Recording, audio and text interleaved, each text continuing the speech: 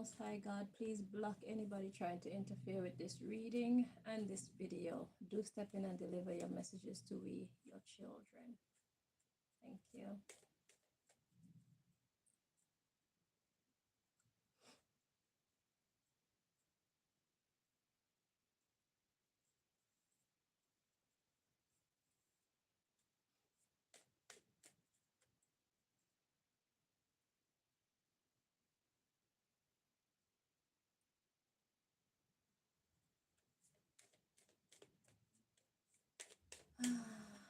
What does God want to talk about today?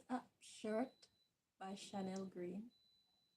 Earring combination by Chanel Green.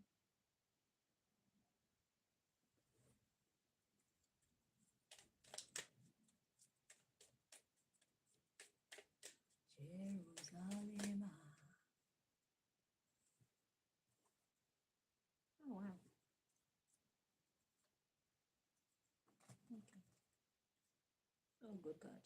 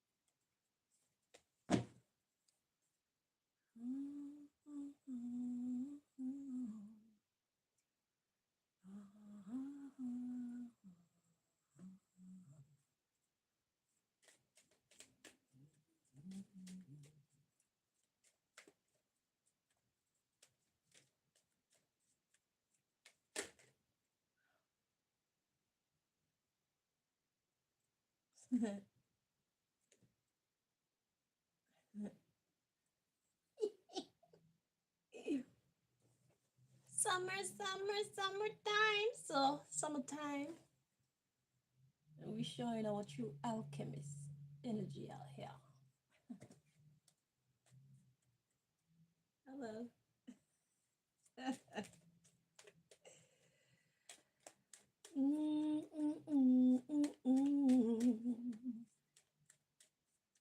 We coming in hot this year. What am I gonna do if it hold me?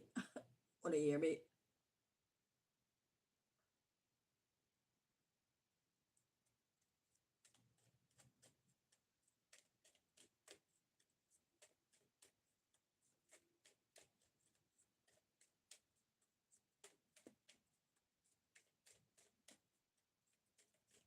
All right, let's see what I want to talk about today.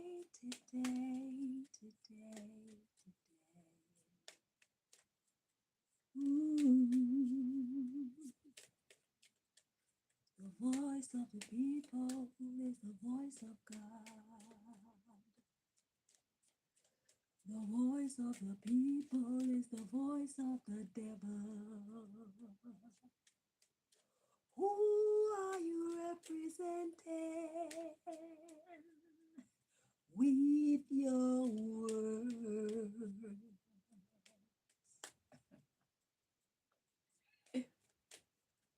Who are you representing? Okay, which side of God? Because you know, God and the devil are one. Which side of God are you representing with your words and your thoughts?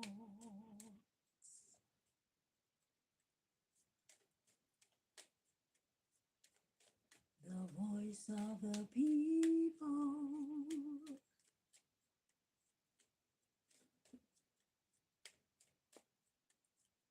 is the voice of God. The voice of the people is the voice voice of the devil? Which side of God are you representing? With your words, which side of God are you representing? With your thoughts.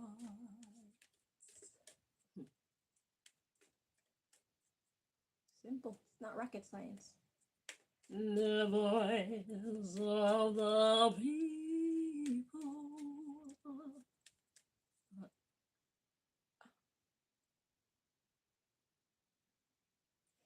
is the voice of God.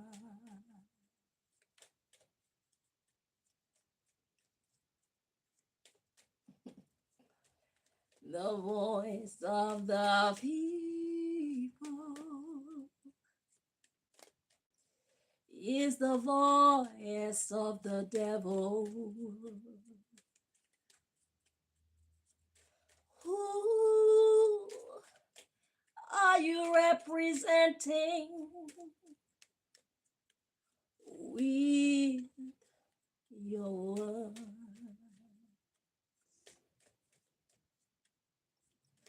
Who are you representing with your thoughts?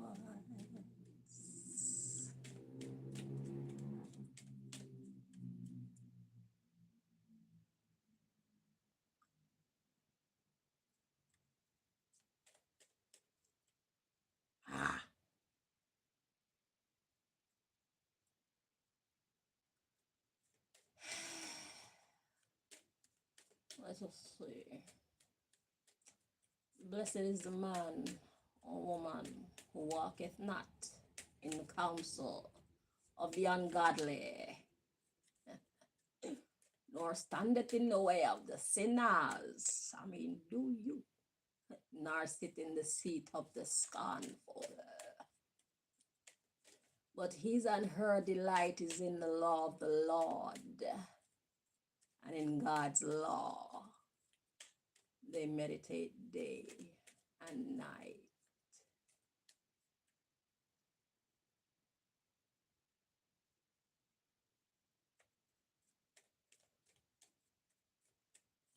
They shall be like a tree planted by the rivers of water, that bringeth forth its fruit in its season. The wicked are not so,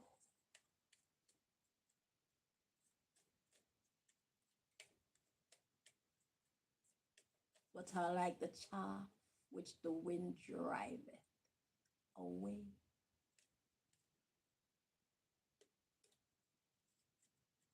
Therefore the wicked shall not stand in the judgment,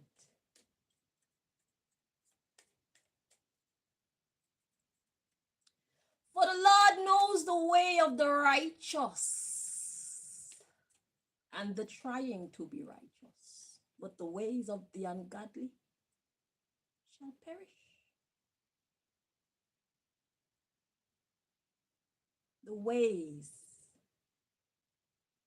of the ungodly shall perish. What does that mean? That means that God don't necessarily want to kill evil people. God wants them to learn from their wicked ways and see why they're not beneficial, and eradicate them. God want to change hearts and souls and minds and trajectories, because being a wicked person, you're on a trajectory to doom. The wicked are not like the tree planted by the rivers of water. The wicked are like the chaff which the wind driveth away.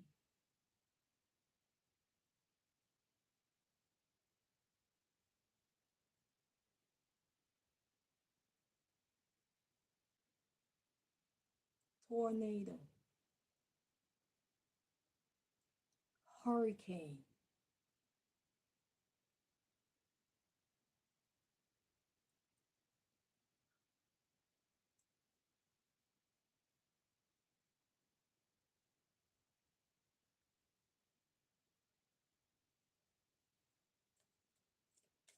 All that you worked so hard for, doing evil,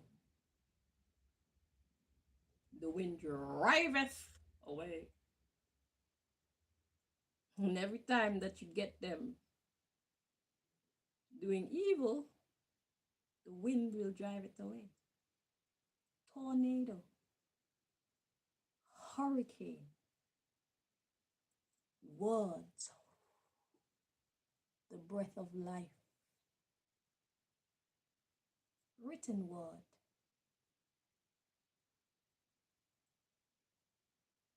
You will lose it because the devil is a liar.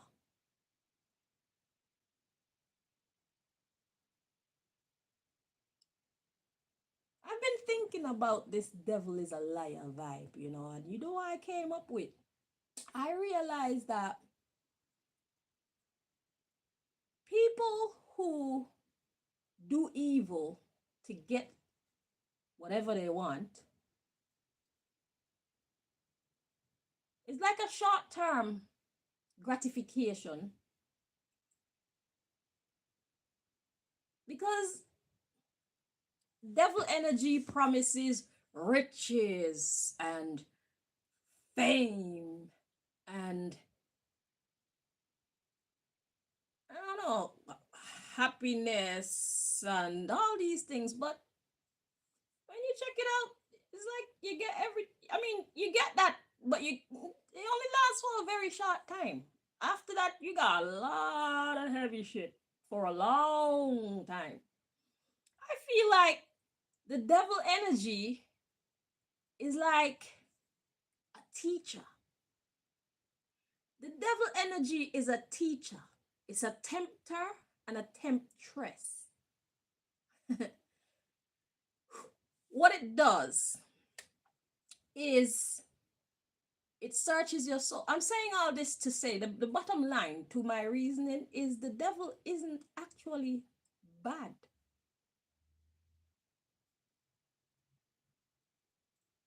The devil do what the devil do. That's what the devil is, a teacher. This teacher is here to test the souls, the minds, the hearts of we the people,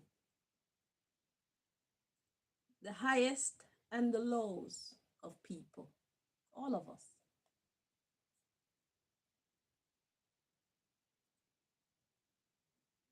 It doesn't tell us to do bad things. It might suggest it.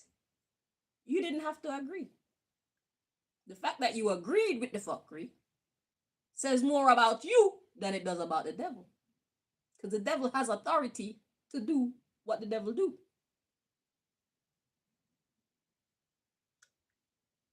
The devil is not the one out of place. We are when we accept those horrible offers to do bad things when we know it's wrong. We know it's unjust. We know it's wicked. But we take the offer. We run with the idea. We manifest off of that energy. And what is the result? We get what we want. But the pain that comes behind that and the loss that comes behind that, was it really worth it?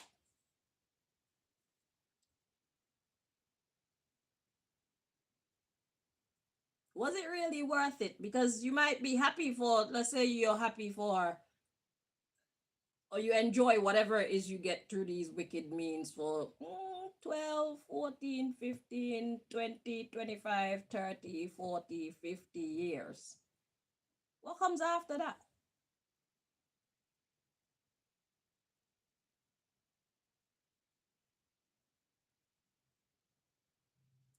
After that comes consciousness.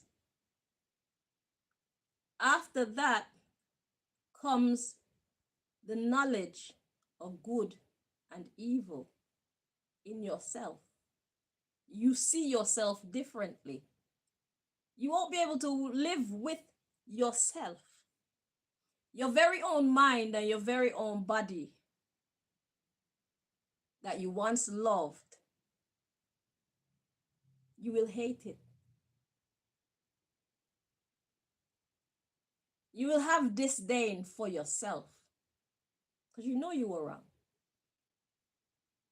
And that disdain will come when your wrongdoing start to come to the light. Some people, they have a shorter time to enjoy their ill-gotten gains. Some people only enjoy it for one day. Some people for 1 week, some people for 1 month, some people for 1 year. And then the energy dissipates. It takes it away from you. You can't say you didn't get your wish. The devil held up its end of the deal. It tempted you. You didn't have to say yes, but you did. So you fucked around now. You enjoy your gift because soon you're going to find out. You're going to find out why you shouldn't have taken the offer, why you shouldn't have walked that route. And I hope at the very least, you can learn from your mistake. That's the greatest gift that we can get from walking the path of evil, is learning what not to do. And being able to teach someone else, shit, I tried that and it was not good. It's like the story of King David in the Bible. And I think her name is Bathsheba. King David, he was the king over an area, right? Here's the story, sorry. So King David was the king over a certain area. And being the king, he had armies and stuff, right? And King David was loved by God. King David is a man of God, of the highest. That God made him king and God loved him to bits, right? He and God had a great, David and Goliath, that David became king, right? So David, King David, the story goes that he had his army and he sent off his soldiers to war, right? And he saw Bathsheba.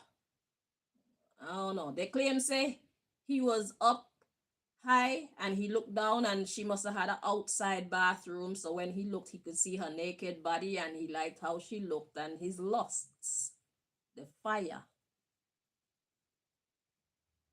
ablaze. Okay?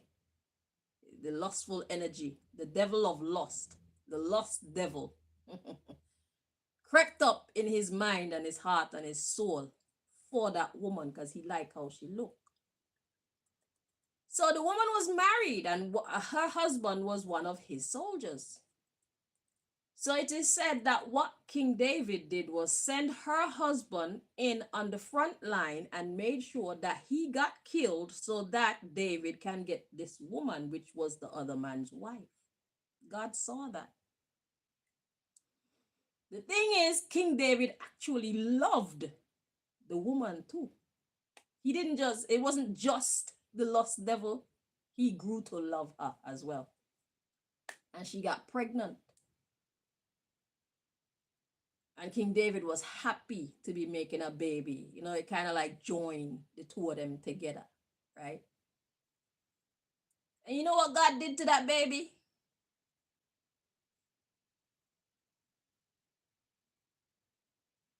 God took the baby's life.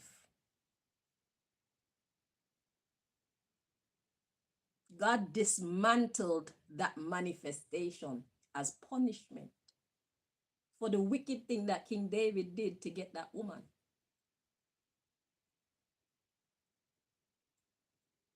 King David fucked up. He got tempted.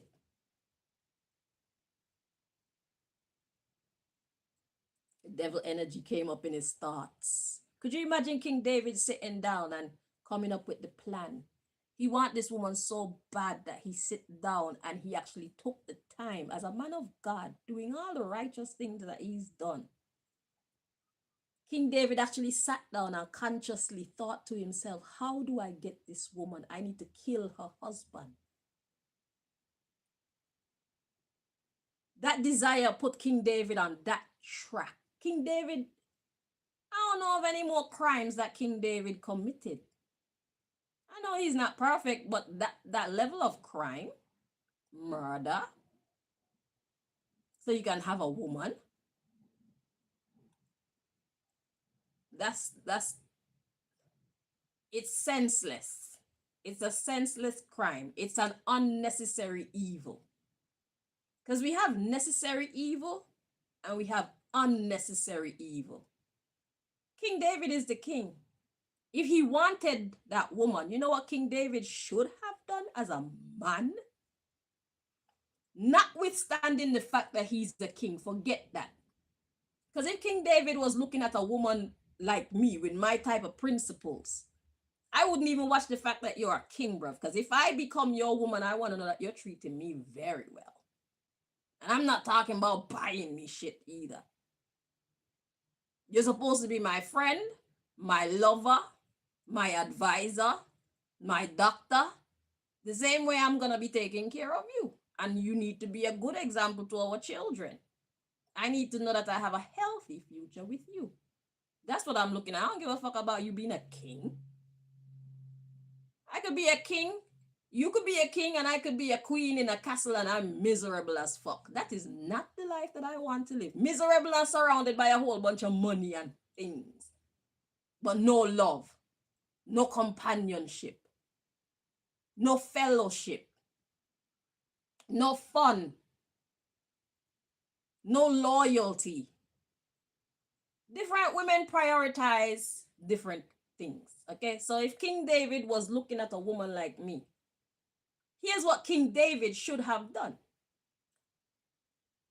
The proper thing to do is call the husband, and this is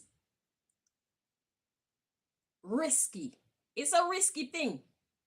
But if you really want something, it's like, what are you willing to do to get it? But people be taking risks in the negative way. Because see that risk that David took.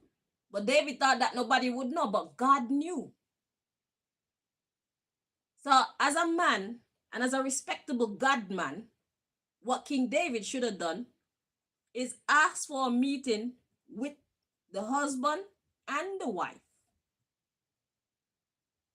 and speak his mind very upfront and take that risk, because that man could be offended and take David's head off his body.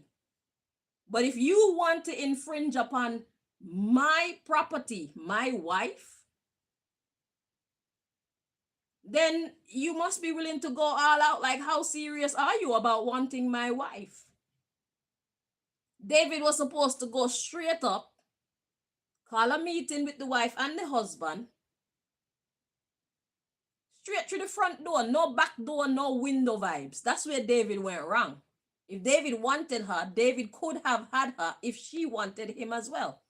Because if the husband, if the woman didn't want the husband, there's nothing he can do about it. Because in order for a marriage to work, both people have to want the same things. That's why a lot of people are married in paper and they're not married at all. They're married on paper alone.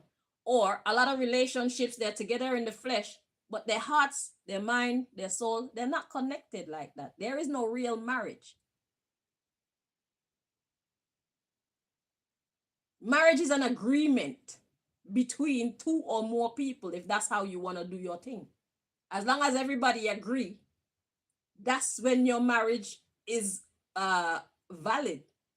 As long as you break that contract or break that covenant, either one of you, the marriage is over. It doesn't matter if the other person wants to go or not. The marriage is done. Because it's an agreement. That's what a marriage is. You don't need a paper to have a marriage.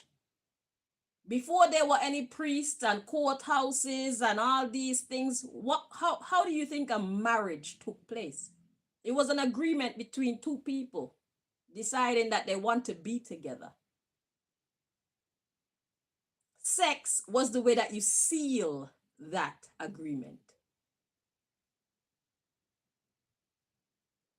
But marriage is an affair of heart, mind, and soul. So as long as the woman didn't want to be with her husband anymore, even if she got good or no good reasons to want to be with him, she could finish with her husband and choose to go to King David. Was she willing to do that? King David would never know now, because he didn't walk that route. He chose to be sneaky. He chose to take it all upon himself, took away her free will to choose, took away the husband's free will to choose, and just took over the whole situation himself and thought, well done. God made him fall in love deeply with that woman. And when she got pregnant, he was like, yes. And God was like, hell no. I saw what you did. And David was sad for time. David was broken. You see? So he did the evil. He got the woman. He got away with killing the husband. She got pregnant. They spent time together and whatnot. But it was cut short. Sudden destruction. And lingering pain. Regret. Remorse. Because now David was conscious of the pain that he inflicted on somebody else. I don't even know if the woman knew that he is the reason why her husband went to war and died. David made sure that he didn't come back from the war. And that's how making deals with evil go. You get your wish. You get your wish. You might enjoy it for some time, but there comes a point when you're going to be met with the kind of regret. It's like Judas, when Judas betrayed Jesus. Judas sell out Jesus. And you know what became of Judas? When Judas catch himself and realized what wicked thing he did, Judas didn't want to be alive anymore. It is said that Judas offed him own self. Judas took him own self out. He made a deal with the devil to sell out Jesus, aka Emmanuel. And then Judas couldn't live with himself when he came to himself, when he came to consciousness. There is a time where we can block out our conscience. And there's a time when our conscience be so loud. Every waking moment is painful. Fear takes you over. You can get actually physically sick from being in that type of mind frame. Your health starts to decline because your mental health starts to decline because of a choice that you made to do something wicked, to do something in the improper way. That's all it is. It's improper. Because if David had gone straight and had a meeting with the husband and the wife and tell the husband and the wife straight how he feel and wait for their feedback, who could be offended? I mean, you could be vexed about something like that, but when you really sit down and you come to yourself, it's like, what else did you want me to do? How else was I supposed to go about this? It's the most respectable way. And your language, when you're having that meeting, just say straight up, I'm not trying to disrespect either of you, but I have a confession to make. I really like your wife.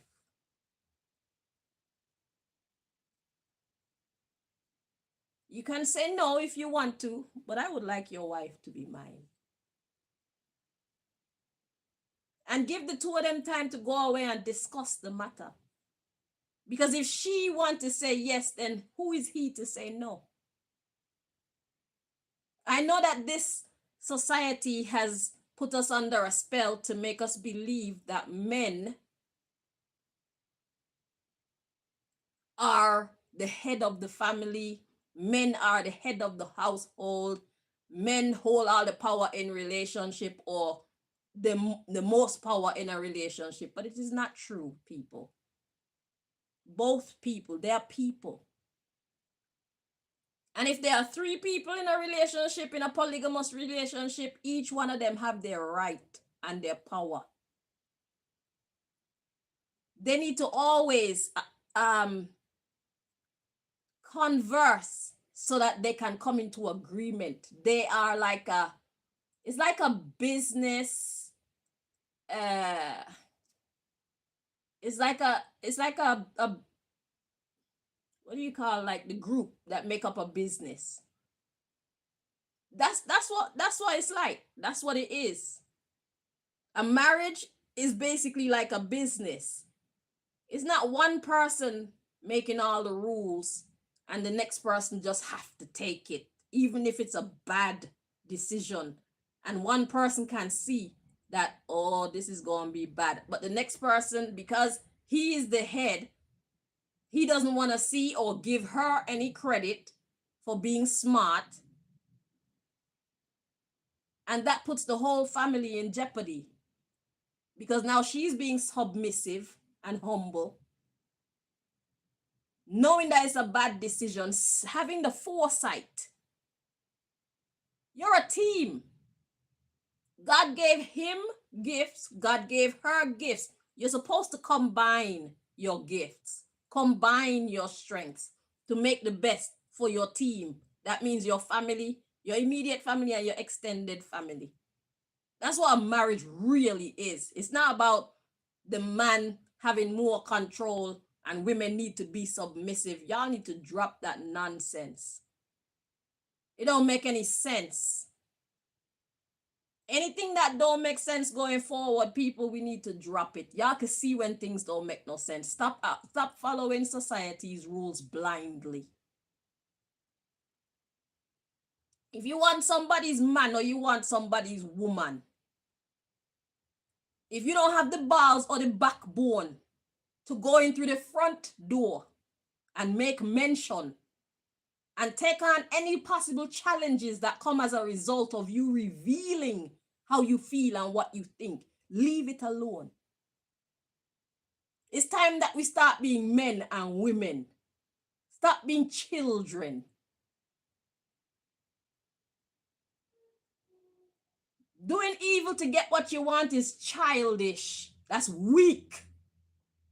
And it's not going to benefit you in the long run. Time and time again, we've seen that and experienced that in our own lifetime. And when that shit come back, it don't feel good. And you know you deserve whatever you're going through because you committed the crime. You did whatever you did, and you know you were wrong. You might hide it from people around you, but you know what the fuck fire you're feeling inside of you. And the person you did it to. You know why you're getting your ass beat by life. You know what energy you put out, so you know why you're getting your ass kicked by life. You may not tell nobody. You may not even try to admit it to yourself, but deep within yourself, you know. We know. If we would be honest with ourselves, stop for a moment and think for ourselves, we know. We need to understand the alchemy of creation.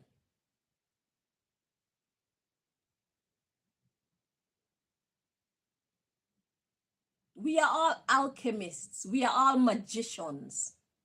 But we like to manifest, but we don't care how we manifest. That is the problem.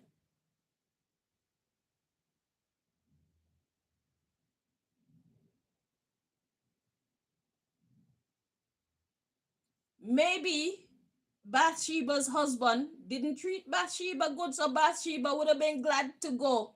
Shit. I have a husband who neglects me and treats me like I'm trash, and I know I'm the bomb, okay? And here's a king that want me, and I'm supposed to stay here and waste my time with you? For what?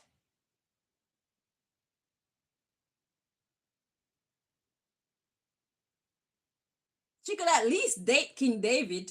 It's like, King David, I don't really know you like that, but I'm willing to get to know you. Because I'm not moved by your money. I want to know who you are. Are you a good husband? Are you going to treat me well? Are you going to appreciate me treating you well? What exactly do you want from me? Yeah, we can date. And this is why it's important for women to be independent. It's not so that you can stunt on your man or exalt yourself. It's because it's safe. When you're independent, you have your power to choose. But when you're a dependent, your choices are affected by that condition. If you're independent, you're on another level, a higher level, where you don't have to tolerate certain things. You don't have to kiss certain ass. You don't have to kiss ass to get what you want. And you don't have to suffer. So being independent as a woman is supposed to come as standard. You're not supposed to give up your career and give up your dreams and give up your friends and give up your personal world when you become somebody's wife. That don't make no sense. Because the way that these men are set up, you give up your life to become his wife and his baby mother and his housemaid, and he go to work and come home, and when he come home, he want personal time. So you just lonely. You a lonely housemaid, babysitter, wife, or fuck buddy. You're a lonely housemaid, babysitter, fuck buddy. Because when he wants sex, he give you attention. But do you guys actually just have random fun together, just like a friendship?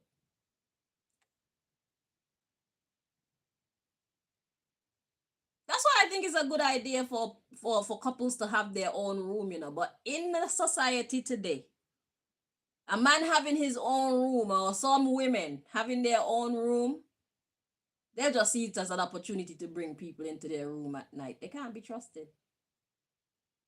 But in a proper relationship with decent people, respectful people, honest people, it would be good to have your own room because then you get to miss each other. It keeps a certain kind of spark in the relationship when y'all either have your own room or you have your own separate bed in that one room if you can't afford to have your own room. We be too clingy in relationships, but I'm going way off of the topic. You need to give each other space. In relationships, give each other space. Have a life of your own. And the type of friends that you choose have to be the kind of friends that agree with the type of lifestyle that you choose. If you're a married man, you need to have friends who are going to encourage you to be a good husband to your wife. If you're a married woman, you need to entertain the type of friends that are going to encourage you to be a good wife to your husband. If y'all are serious about building together. If y'all ain't serious, then you can be wishy-washy. That's fine. But if you're serious, you need to act like it. You need to approach life like a man or like a woman and stop being a pussy. Speaking to both men and women. Woman, if you want somebody's man, you should approach the two of them and state your case instead of going to some obia man or obia woman to get some kind of potion and all that stupid shit. That's a crime. What's not a crime is you asking politely for a meeting with the two of them and stating exactly what you feel and what you think. And if they say no, you need to accept that no and move on.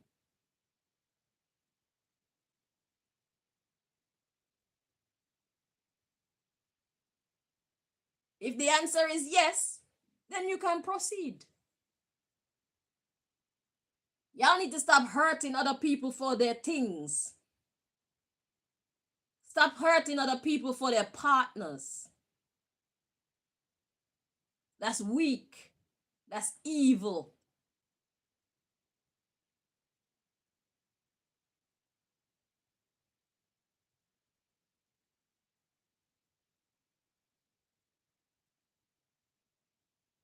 I'm going to be a relationship judge one day. It's very complex. There is no relationship court. We're supposed to have a relationship court established a long time ago. Because relationships are very serious business. And I mean, when I say relationship court, I mean like I deal with one night stand cases from a legal standpoint.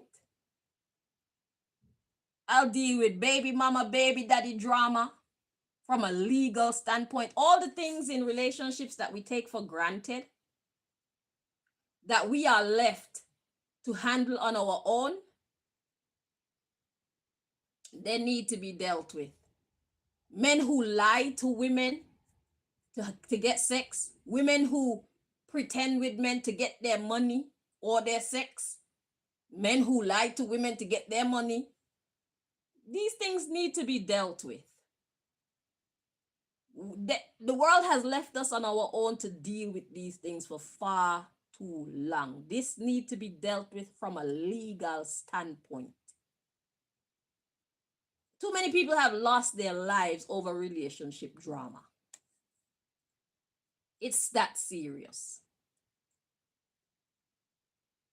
It's not like family court. We got family court, that's good.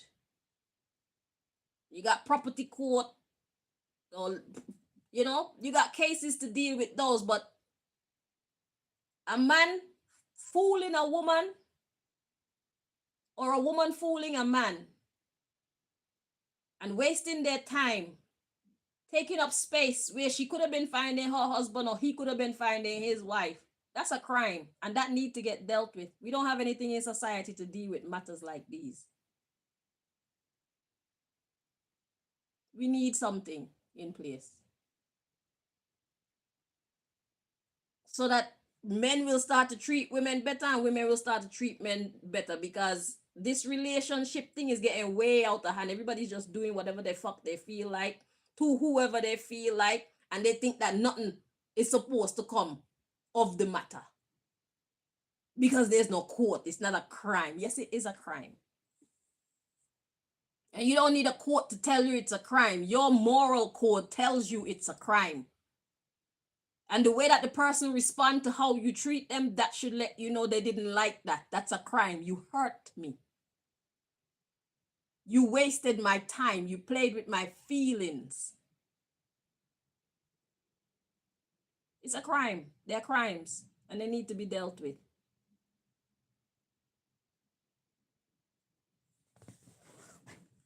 But I don't think that my idea of a man or woman calling a meeting with a couple and telling them straight, yo, I don't want to offend none of you, but I'm actually interested in your whatever. You can say no. If they want more information, they'll ask questions. They'll engage in conversation. If it's a no, they'll tell you no. And if they say no, let them move on. But it's time we stop going to Obia man and Obia woman for oil and powder and whatnot, and fucking tell lies on people to break people up and all that stupid shit. Those are all crimes. They're spiritual crimes that you will pay for. So you may be able to break them people up and get that person's person through those illegal means, but the spirit police is going to come to collect. The spirit police will come to sentence you. The same way David lost the child that he wanted so much, which would bond him with Bathsheba.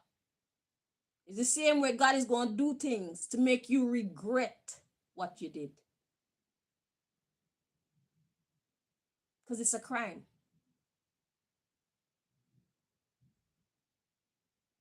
Whether it's you having a very miserable time with the person's husband or wife, After you took them illegally, you broke them up. Sheer evil, wicked, selfish behavior.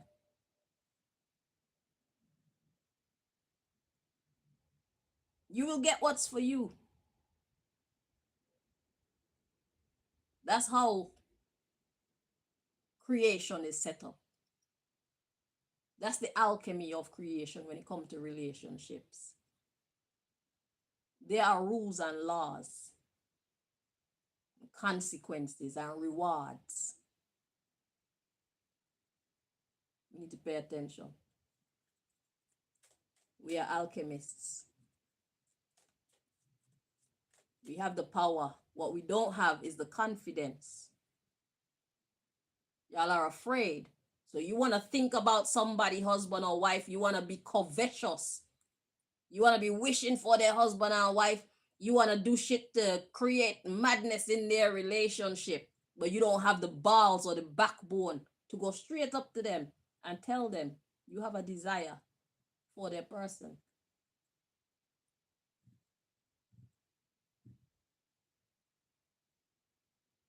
You're trash. You're not grown up.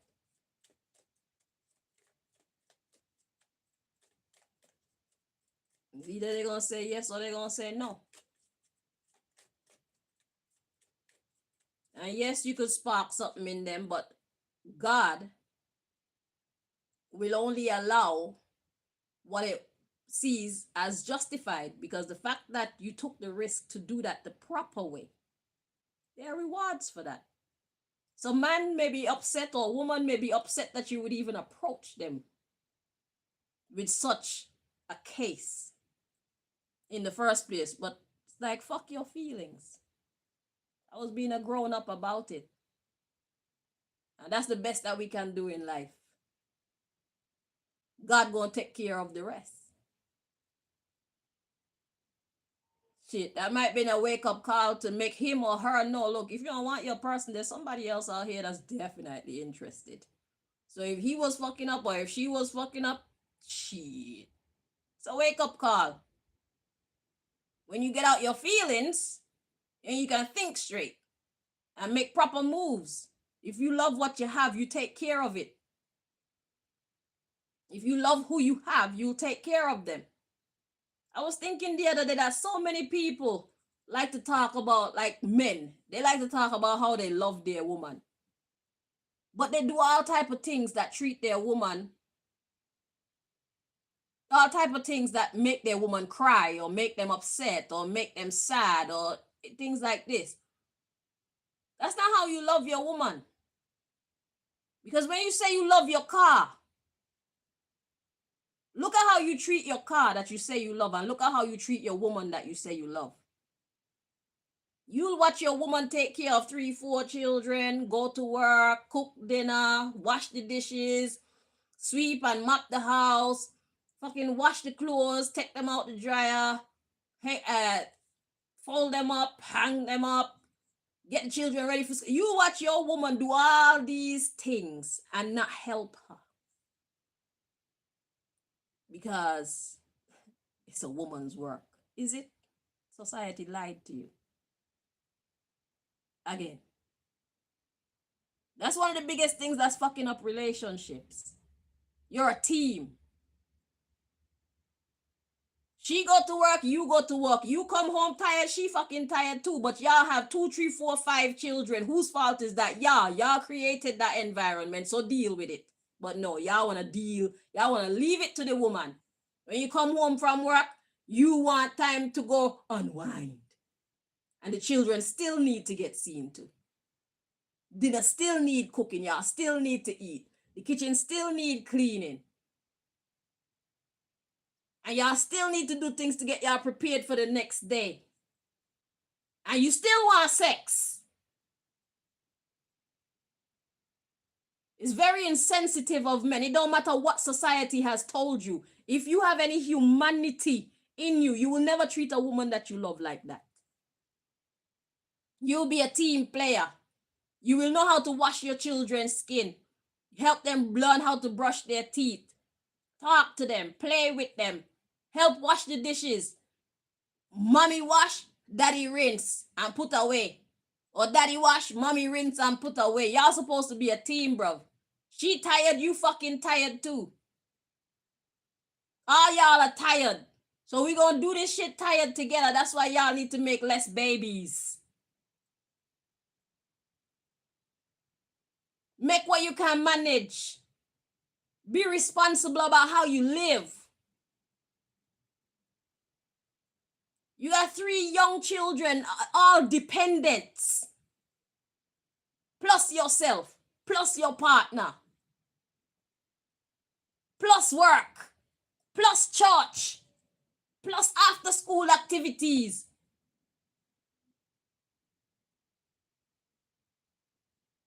Y'all are living crazy.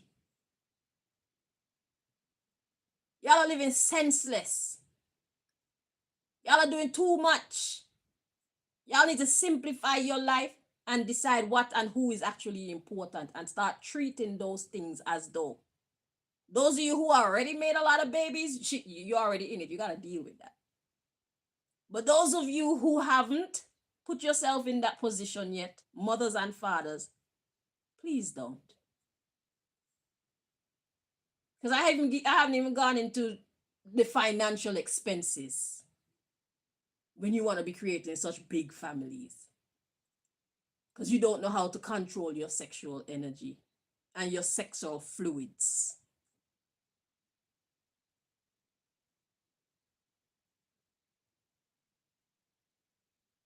And some women be thinking every time she get pregnant, every time the man seem like he's slipping away, she get pregnant. Picking a whole man again.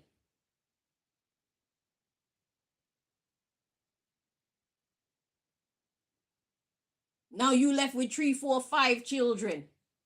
And he's still gone. Or he's still with you, but he's child number 6. And you do it because you love him. Does he love you?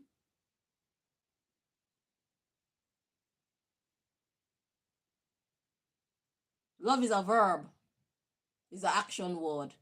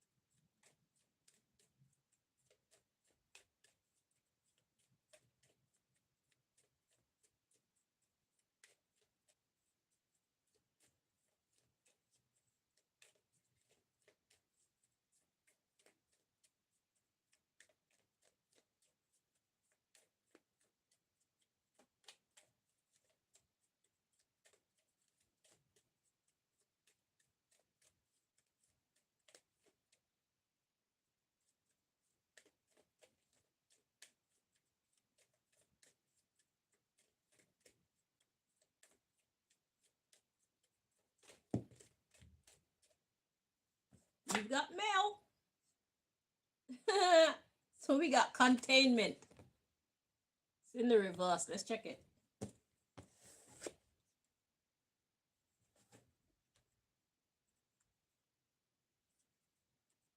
Yeah, it's in the reverse. Set yourself free. Containment in the reverse is being set free. Let's see what's at the bottom of the deck. My ethos card. My favorite card in the deck. Oh, it says, by the Wiccan law ye must, in perfect love, in perfect trust, 8 words the wicked read fulfill, and ye harm none. Do as ye will. And ever mind the rule of 3. What thee send out comes back to thee. Follow this with mind and heart, and merry ye meet, merry ye part. So all these explosive, nasty divorces and all that shit, God is like, that's some bullshit. That's unnecessary. What y'all doing? If you don't want to be together, just fucking split up. What's all the drama about?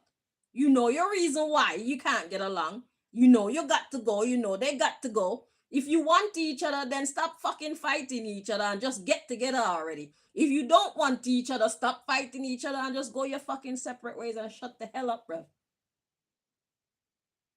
Act like adults. If you got responsibilities together, then you have lawyers and whatnot that come to help you. You don't need to argue. You need to have a discussion. Arguing ain't gonna help nothing. And that's another thing too. Y'all man be offended when women marry you and then they you divorce and you have to give them half your what you got into that contract. If you don't want to give your woman half of what she didn't work for, hello, we want prenup. Yeah. Duh. Y'all need to stop pretending to be able to trust people. You getting to know each other. Some of y'all meet, date for 8 months, 1 year, 2 years, and y'all get married.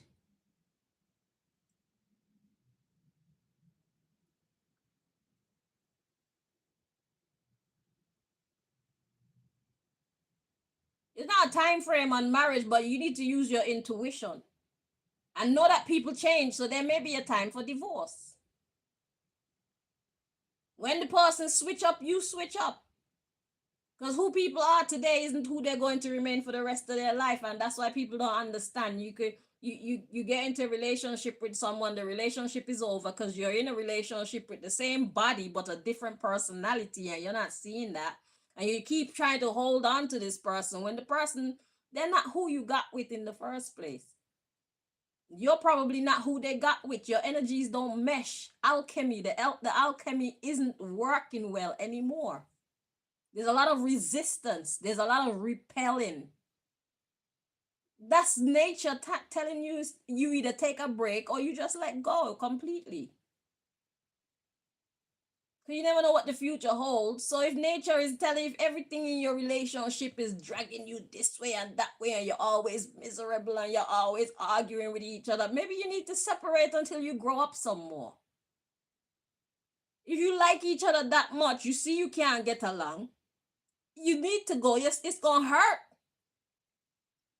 But which hurt do you want to deal with? The hurt where you stay in each other's energy and piss each other off more and destroy the link that y'all share more, or you prefer to save what is left of that link, go your separate ways, and love each other from a distance, or care about each other from a distance until it wears off. You might find somebody that spark your love light. You move on with your life, and who knows, maybe 12, 13, 14 years down the line, you and that person that was so hard to let go of, y'all might get back together. Y'all are two different people again at that point. Growing up more, y'all experience it more. Maybe now they can see things from your perspective, because whatever life did with them, they start seeing what you were talking about, and you could possibly see things from there. But y'all be just looking at the now. Y'all be looking at the now. Y'all make long-term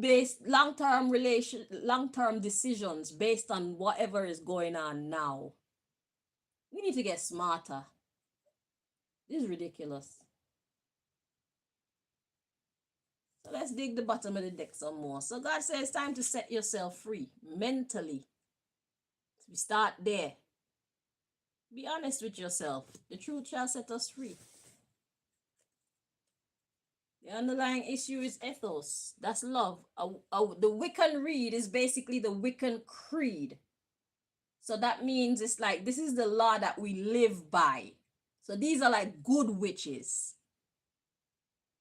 They're teaching their members, their congregation, we live by love. We don't live by evil. They say what you send out is going to come back to you. So if you want it to come back to you, then send it out. But you've been warned. So when it come back to you, don't come crying to us. We just going to laugh at you. And say, shit, we told you, didn't we? We told you. We live by good principles because it's going to come back. If you want good things to come back to you, you have to put good things out into the world. So some people say there's no such thing as a good witch. Yes, there is.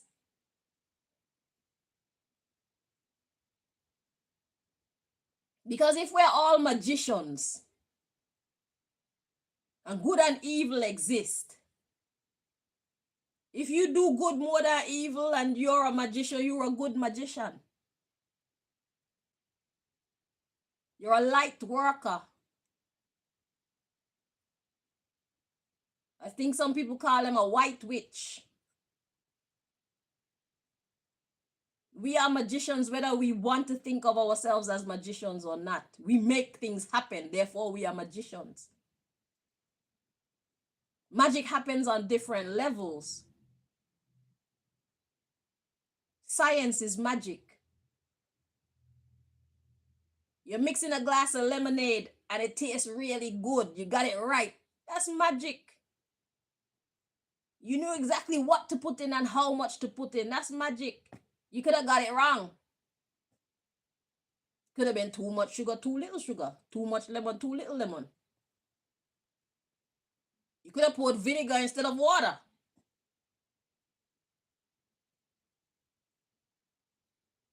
We're magicians. So there is good witches and there are witches of evil. They're bad witches.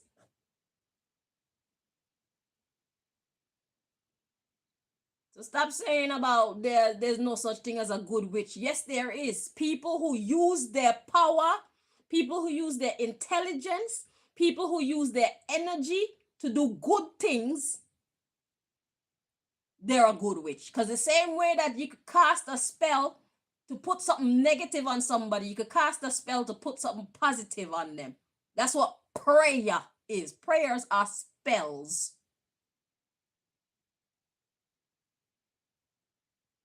Prayers are petitions. Prayer is conjuring. What y'all talking about? Y'all need to stop with the bullshit, bruv.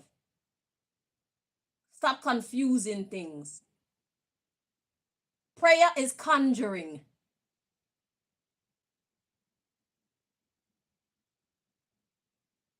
You're trying to manifest something.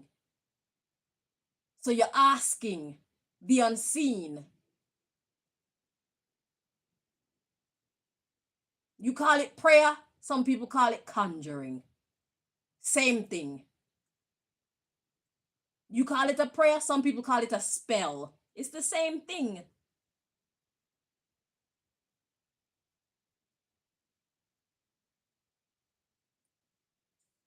Stop confusing the situation, trying to be better than someone and trying to confuse people, bro. It's about time that we untie all these knots. This ungodly matrix. It's time that we untwist what need to be untwisted and sort shit out, bro. Cause these things be making us hate people for no good reason. Now we'd have Christians trying to stay away from, what am I, an oracle or tarot reader because they want to look at what I do as darkness. I could talk to God and get answers faster than you with my cards. We both talk to God. You have a Bible. I have my cards. is like emailing God. You got to upgrade your system. Christians, Muslims, Buddhists, whatever. It's what you use these tools for. There's positive and there's negative. There's light and there's darkness. There's good and there's evil. Because you could use a Bible for evil.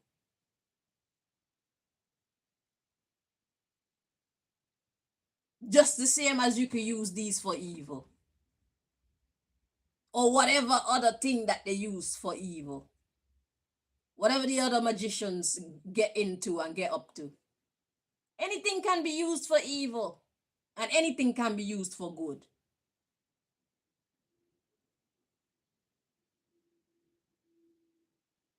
It's about the intention.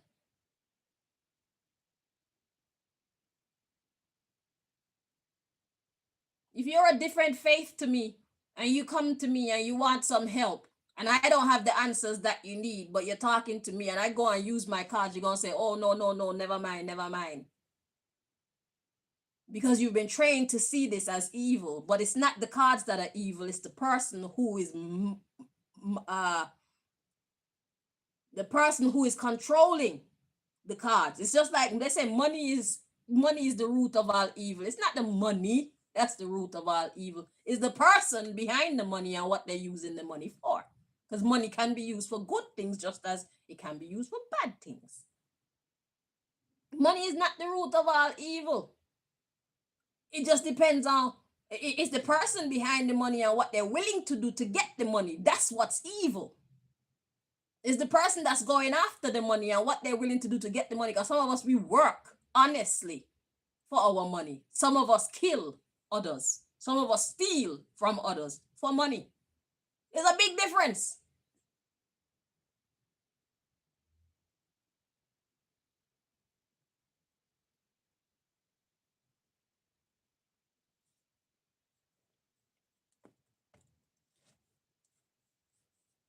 So, good and evil, setting yourself free, starting with your thoughts. You need to sort things out in your mind. Because we're being tested all day, every day. As many things as we get involved in,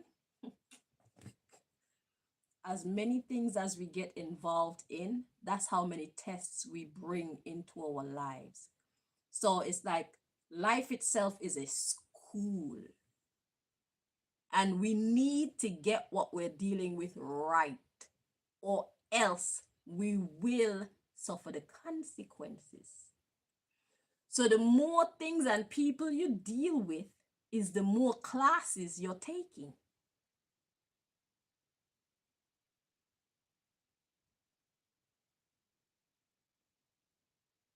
The more things and people you deal with is the more classes you're taking without realizing that you're being in class, because every person require you dealing with them right. Every thing that you deal with require you dealing with it right, or else everything is gonna go haywire. So if you got a whole bunch of friends and you don't have that much time, and this one got trouble, that one got trouble, that one got trouble, that one got trouble, everybody got trouble, you're supposed to be able to lean on your friends, but there's so many of them, they're going through their own shit. You can't be there for everybody. They might need money. You don't got money to give to everybody, and then who don't get your time or who don't get your money, then they're gonna have bad feelings towards you. Unless they're reasonable and a deep thinker like I'm doing right now. And most people are not. So then they start senseless wars with you secretly. And the next card that was coming was secret. So they're holding secret animosity towards you when you're only one person. But all they know is their feelings got hurt because you didn't put them first. But then I think, you got so many friends and so many people want your attention. Most people don't think like that. The less that you deal with in life is the more clarity you have. The less problems you'll have. The less people you have to cater to. Emotionally and financially. intellectually, looking for answers to their problems. We be creating chaos. We've created chaotic existences.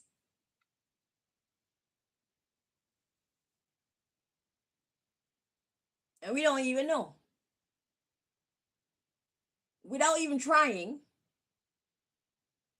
we have created very chaotic states of being. Because it's more than we can manage. You need to drop some things. What can you let go of? What can you free yourself from? What's holding you? Who is holding you that you can actually and should actually release? We have until 2044 to release what is not serving us and who is not serving us, or even promote and demote. Some things, some people don't need to be the way you got them prioritized in your life. Because by 2044, you want to be able to see that you've accomplished something over these years. I don't care if you're 84 years old right now. You got plans for 2044. What do you want to do with your life? If you could believe that you would be alive in 2044, what would you spend your life doing right now to manifest what you would hope to see for yourself by 2044? Start doing it. Start alchemizing your environment so that you can become. So if you want to go back to school at 84 and you got people around you being naysayers, you know that they need to be dropped lower down on your list of priorities, because you don't need to hear that shit when you believe in yourself. You don't need to hear their nose. You already believe in yourself. You're going to go to college with your bumbleclot walker. In your pamper if you so choose. You're going to get involved in nutrition because you're going to start to feel more alive and want to feel healthy. So now you're going to start thinking and even praying, how do I make myself more healthy? You want to see us turn the clock back? This is the type of stuff that I'm talking about. We are magical.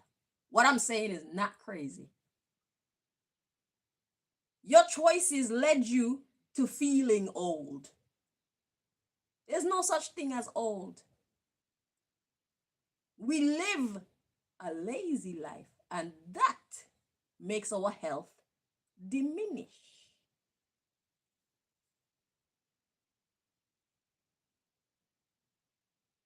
We live an unhealthy life, and that makes our health diminish. So if you know that you messed up your health by not eating enough greens or fruits or drinking enough water or going for enough walks, moving your body enough, if you know that you messed up your health by having your veins clogged up with mucus because you don't get massages, you don't go swimming, you don't dance, you don't run, you don't do anything, then start doing these things and turning your life around. It doesn't matter how old you are.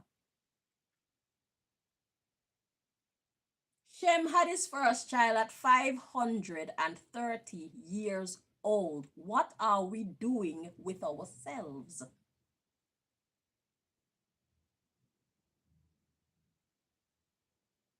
If you smile more, your face will have less wrinkles in it.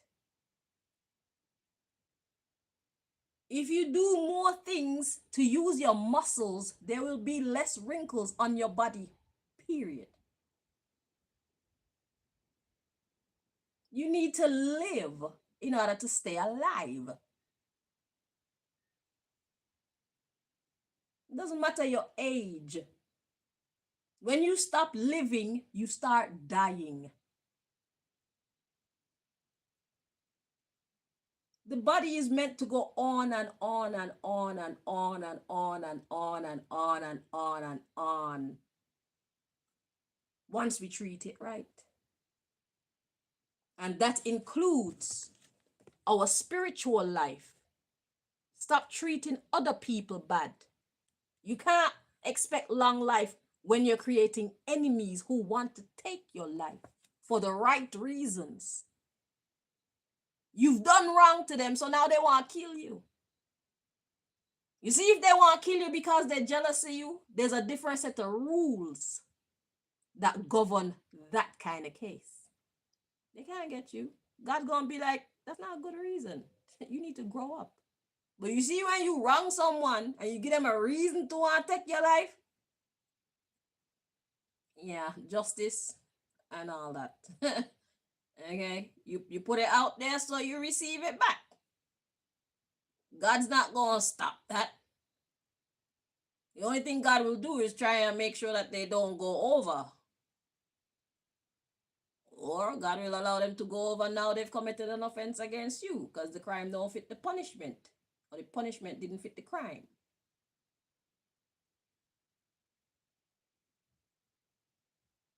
We are alchemists. We need to learn the rules and laws of alchemy. It's not just science. Like, it's not, alchemy is not just included in biology. There's psychological alchemy. These words are big. Psychological alchemy, spiritual alchemy, chemical, biological alchemy, physical alchemy, like a seesaw, is physical alchemy. If you put somebody that's 100 pounds on one side and you put somebody who is 500 pounds on the other side, there will be no seesawing.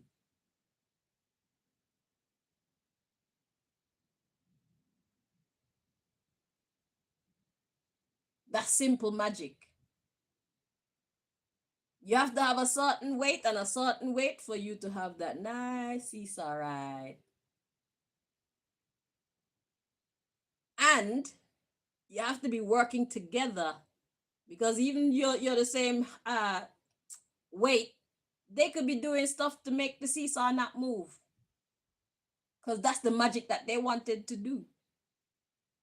They wanted to annoy you. We are magicians, Rev. We're simplifying life and we're simplifying ourselves too much. And when we do see ourselves as magician and being mystical, we use it for evil. We use it to control others rather than use it to control our own personal worlds.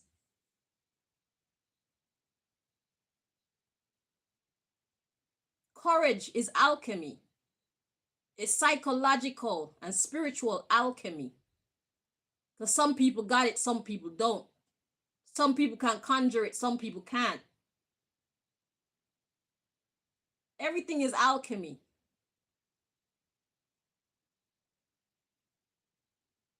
We can make things happen.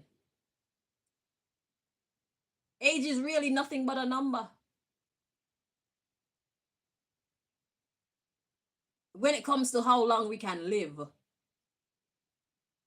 When it comes to people lusting after young children, that's a different case, because the body is not fully developed and the mind is not fully developed for sex or to make decisions about sex, healthy decisions about sex. It's like picking a young guava off the tree. It's not going to taste nice. You're going to disrupt its growth. That's why you're not supposed to be having sex with people who are under a certain age and a certain mental capacity. The body's not developed to take a dick inside of it. You're damaging the body.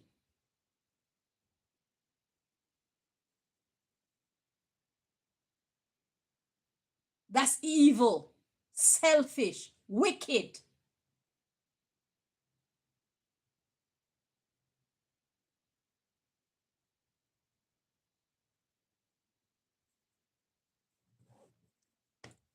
We are magicians. We need to be responsible with our power. We can make things happen. Just like an adult, can groom a child into having sex with him or her, an underage child. That's magic. That's manipulation. It's evil, but it's magic. We are magicians. The same way you can groom your child into becoming an entrepreneur.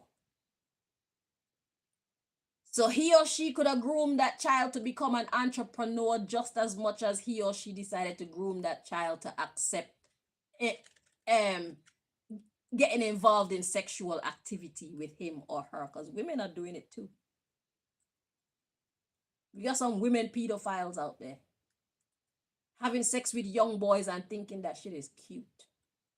12-year-olds introducing 12, 9, 8, 7, 6, 5, 4, 3, 2, 1-year-old children to sexual energy. I watched the auntie of mine suck the penis of her 1-year-old child and thought that shit was funny. She thought it was funny. She actually put his penis in her mouth and suck it off. Big woman like that. Little baby like that.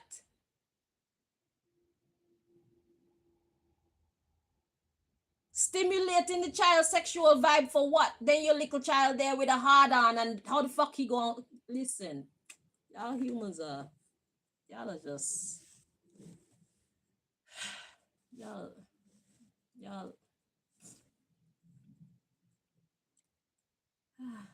Sometimes I hate y'all.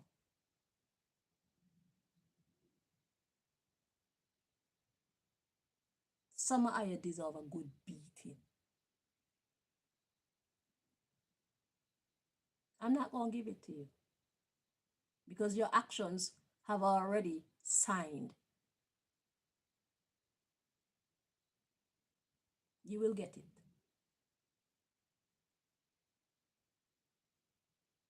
You're an adult, you should act like it. A lot of y'all are big in the body only.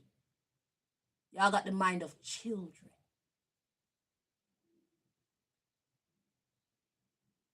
Y'all have the focus of children.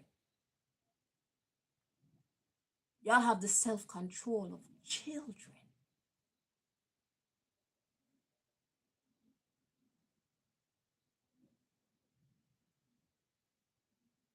Y'all are just posers. Because everybody be presenting themselves as though they got it together.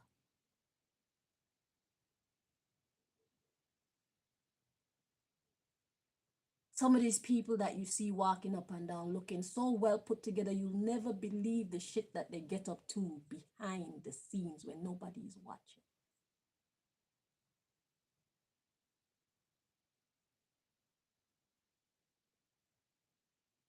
But those same actions are going to catch up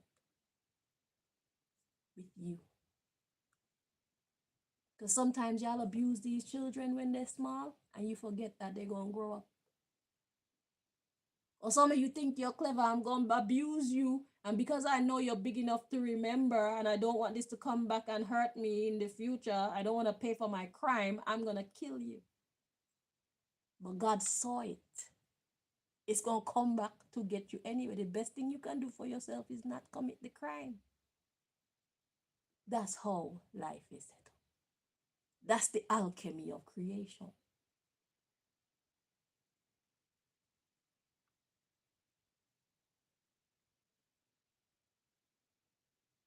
Y'all think you're so clever.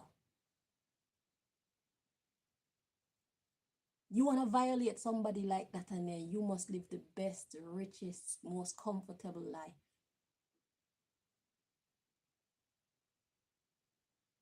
It's not going to happen.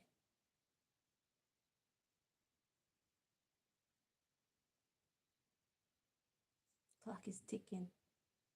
There's a time limit to your freedom. There's a time limit to being rid of your past crimes.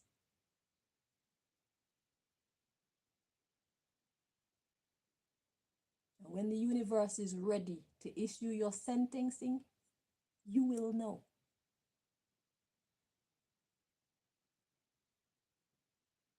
You will know.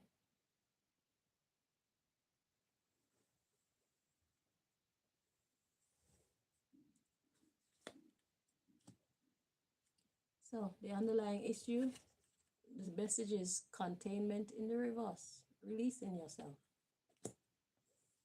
The underlying issue is what you put out comes back to you. Even in secret. Even if no other body in the world know. You hex yourself by doing it. It don't matter if the only two that know is you and God.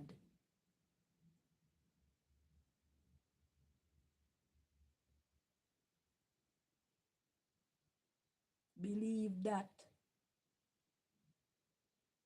Watch your step.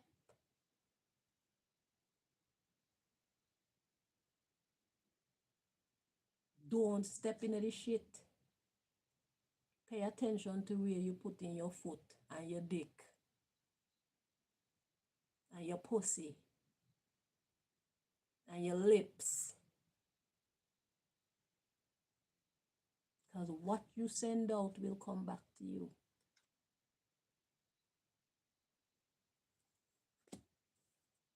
Even if it's in secret, just doing it alone. And sometimes even thinking the thought can conjure a disruption to the peace in our conscience. So don't even entertain the thoughts. When the thoughts come, run them way. See no evil, hear no evil, speak no evil, think no evil.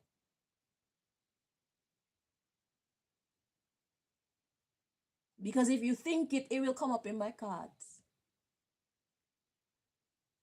You see, reading your Bible can't do that. So every type of spirituality have its own place in the grand scheme of things. Even if you're thinking the evil, I can find out. A person using the cards can find out. It won't be just a secret between you and God anymore. God gonna tell me.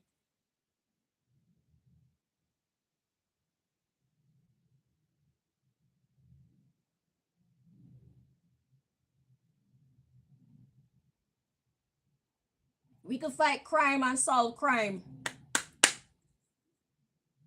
We don't have to do all that investigation, all that footwork, going out and spending money, research this, follow around that, and all we have to do ask the Most High, and if the Most High want to tell we find out exactly who did it, and then we can go about accumulating evidence. So we don't have to watch those who didn't do it. This is power. Look at the next card coming up. Power. Y'all can't turn me away from tarot and make me feel like I'm a bad person because I read tarot. I use it for good, not evil. I use it to talk to God so we can hear the messages that we be missing. This is like a fast track to get in and giving information. Getting information from the divine, delivering it to the earth. It's like emailing God, bruv. This isn't snail mail. Prayer is snail mail. This is email. Snail mail is putting it in the post box, putting it to the post office, then it gets driven or flown to wherever. You can send something snail mail from England to Africa. But if you send the email, they get it basically in seconds. At the very least in minutes. That's an upgrade. Shit, you talk to God your way, I talk to God my way. If God don't want to just tell me, because God can just tell us the answers too. God be having conversations with us. But sometimes God wants us to work for it too.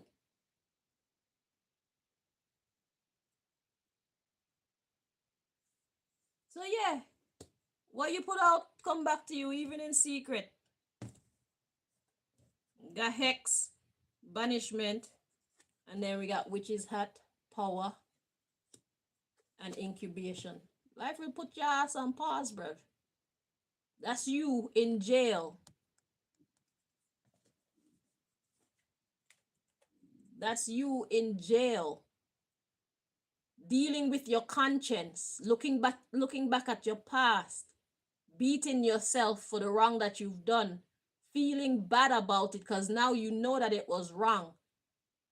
And your conscience has taken over your vehicle. The same way that we love to shut off our conscience and act like we're not hearing what we're hearing. There's a time when the conscience say, man, get the fuck out the way. I'm gonna run this ship now because you're fucking up. I got something to tell you. I've been trying to tell you. You keep dismissing me.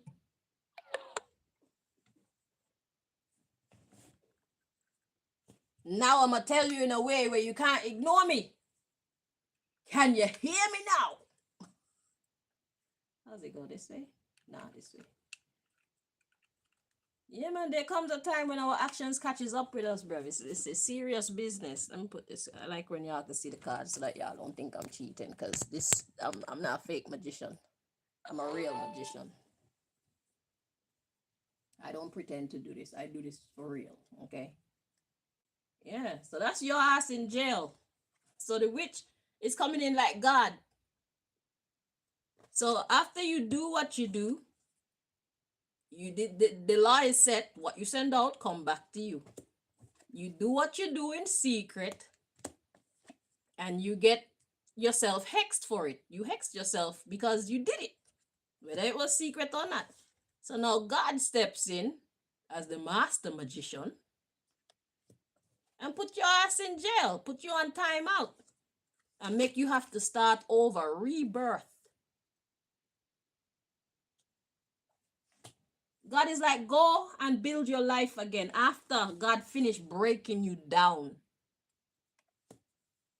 If you survive this, you can have a rebirth. A lot of people don't survive this. You know how many people have committed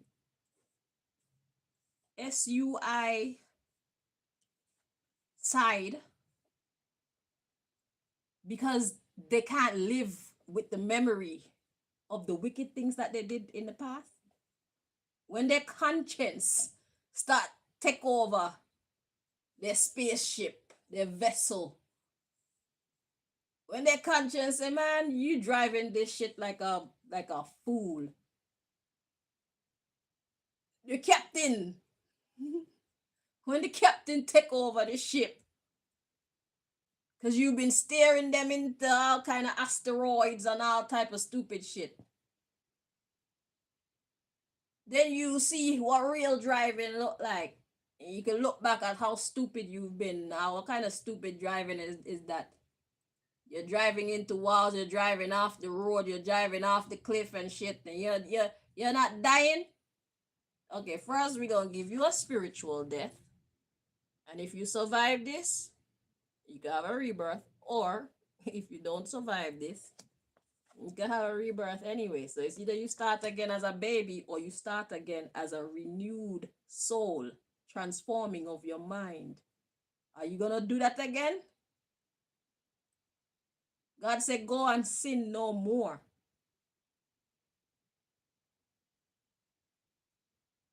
Before something worse befalls you. If you keep committing the same crime and you get punished for it and you think, I could deal with that, the punishment gets worse and worse and worse. Just pay attention. It has to get worse because God is trying to teach you a lesson. That's the only way you can learn. Of course, God gonna beat you harder and harder and harder and harder and longer and longer and longer and longer. And it's like when you're tired of suffering for your crimes, you will stop. Or else you're gonna do it to your death. And then you will start over as a baby where you just might come back and be subjected to a person just like you.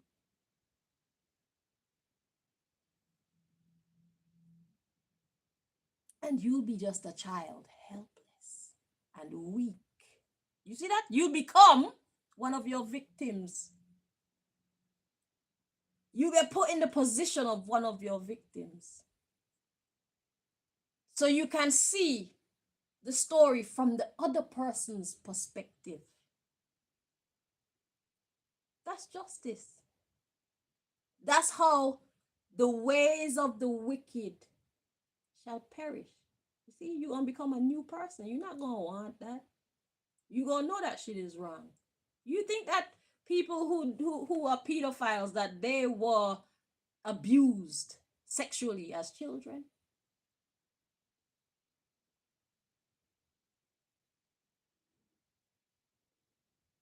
How many people who are pedophiles today grew up in a household where they were consistently being sexually abused? I'm just using pedophilia as an example. I'm talking about all crimes, but pedophilia.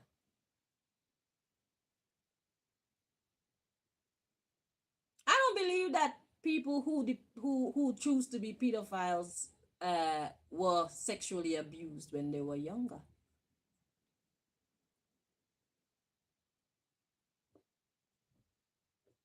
Some of them probably were, but I feel most of them weren't. That's why they can't see it from the victim's perspective. Because if you've been violated when you were a child like that, you remember.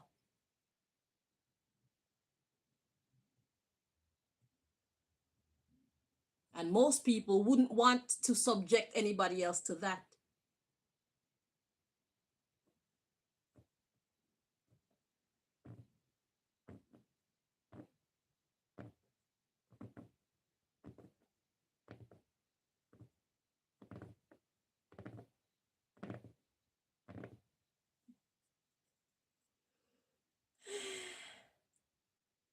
Yeah. So you'll have to start over for your crimes. And I guess this is talking about karma. Once you faced your karma and went through your karma, you get set free and are given a chance to go sin no more, be born again. Whether that's just spiritually and mentally or actual physical born again. Leo, life is mystical, bro.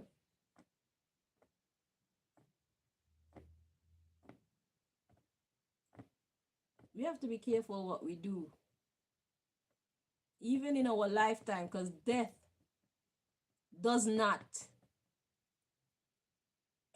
nullify our karma. That's what I'm learning. Even after death, we are still subjected to karma. That's why some people's lives start off how they start off. That's why some people don't even make it back into this world. You see, some people have stillborns. I'm not saying everyone, but just look at it as the magicians that we are. That baby. Sometimes it could be an angel that you were about to birth that the world isn't ready for. An angel of light, an angel of positivity. The world ain't ready for them, and probably you couldn't handle what it takes to protect such a being either. So in a positive sense, sometimes people experience stillbirths and things like that. Like you get to spend that time with that child. Unfortunately, they were not granted permission to come into the world for one reason or the other. See, I could even ask God these questions. If God want to answer, you could get your answer with the cards. And if you have that connection, if you have that authority, you can ask God, how come my baby? Instead of being caught up in sorrow and worry and why, get into your magic bag and talk to your savior. You understand? Use your magic. Instead of going to pay people to do this and pay people to do that. Anyway, go back to the conversation. So some of them, they're angels that, because if God is going to give you an angel, they need a certain type of training so that they can grow up and be the best version of themselves that they can be. And only a person who knows that life path can be a carer for such a being. It's interesting, isn't it? So now, when we look at some stillborns, some people could have been reincarnating like serial killers and shit. And God was like, motherfucker, I see you trying to sneak back into the world. We not gonna have another episode of your shit. And what type of people would have them type of stillborns? I'm guessing it's some dark people. Say if the mother and the father was like consumed with dark energy, them dark forces, they look for them type of parents to come through the portal, the woman's portal. You understand? But God was like, I see you. Get back here. He's like, darn, you get this far. Imagine you go through a pregnancy for like 9 months and you go to have the baby and baby don't make it into this world with life. Why? The mysteries. And we have access to find out these things. You can create your own deck to understand exactly what God is trying to tell you with the events in your life.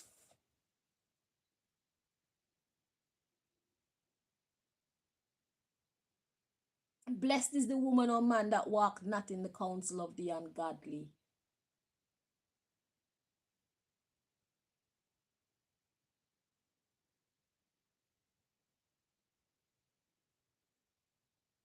We are magicians. So next we got invocation. What is God trying to invoke? God was trying to invoke your magic. Do your magic right. Use your magic for good. Use your magic the correct way. God is like, y'all, because there's a beginning and there is an ending, cycles. God said, I'm going to send you into punishment, into purgatory. And you need to have a rebirth because you need to invoke your magic the right way. Because there are cycles and there are boundaries. There are rules. There are do's and don'ts.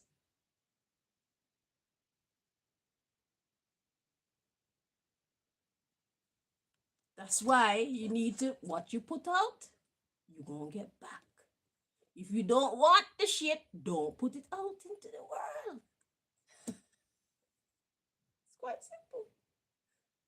We need to rewire our magical dashboard. No, is it dashboard? What do you call that thing with the computer? Our magical hard drive. That's the one. We need to rewire our magical hard drive. Because we're powerful beings, but we're using the power willy-nilly. Just doing anything, any old how to anybody at any time. For any reason. God is like, oh my God. Another one bites the dust. God's like, I have to punish this motherfucker too. God's like, Chanel, please go and tell these people. Because I'm tired of punishing them. And they're not even getting it. It's like, I talk to them, I give them dreams, and I send other people to talk to them, and they can't hear. Can you please go and tell your brothers and sisters how this thing really goes? Sure. So God got me all dressed and dolled up this morning. In my Chanel Green original. Yes. And here we are. Delivering some harsh truths. But with a lot of common sense. You know, I know the readings on this channel, they're very heavy. Some people don't be ready to hear the type of things that be coming out my mouth. But if you are strong enough and smart enough to be still and listen and feel the fire, if you're guilty, and talk to God at the same time, like, help. I didn't mean to do it. God will hear you because God knows. All you need is a do-over. And if you're willing to do over and do it properly, invoke your magic properly, use your power properly, use your strength properly. Some people, like, men be violating women because like he's stronger than her, so he holds it down and he rips them and he do what he wants. And God have to put his bumper cloth on time out, like, motherfucker. You didn't know this would catch up with you, huh? Go on timeout and start the fuck back over when you're done.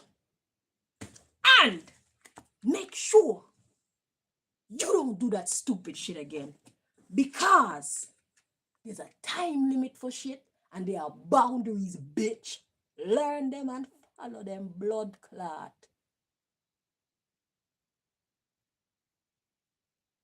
There is a time and there are boundaries.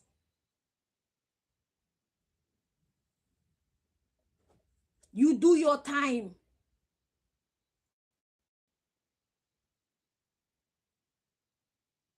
I'm an officer of the law.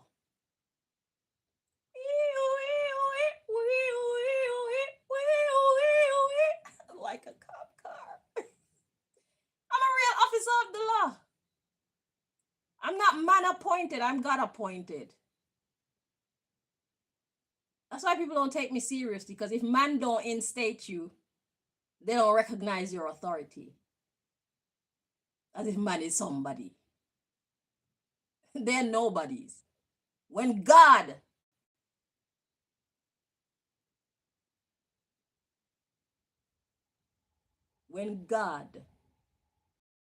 where you're official. I'm here to bring the law to the light, so that we stop walking in the darkness and bumping our heads.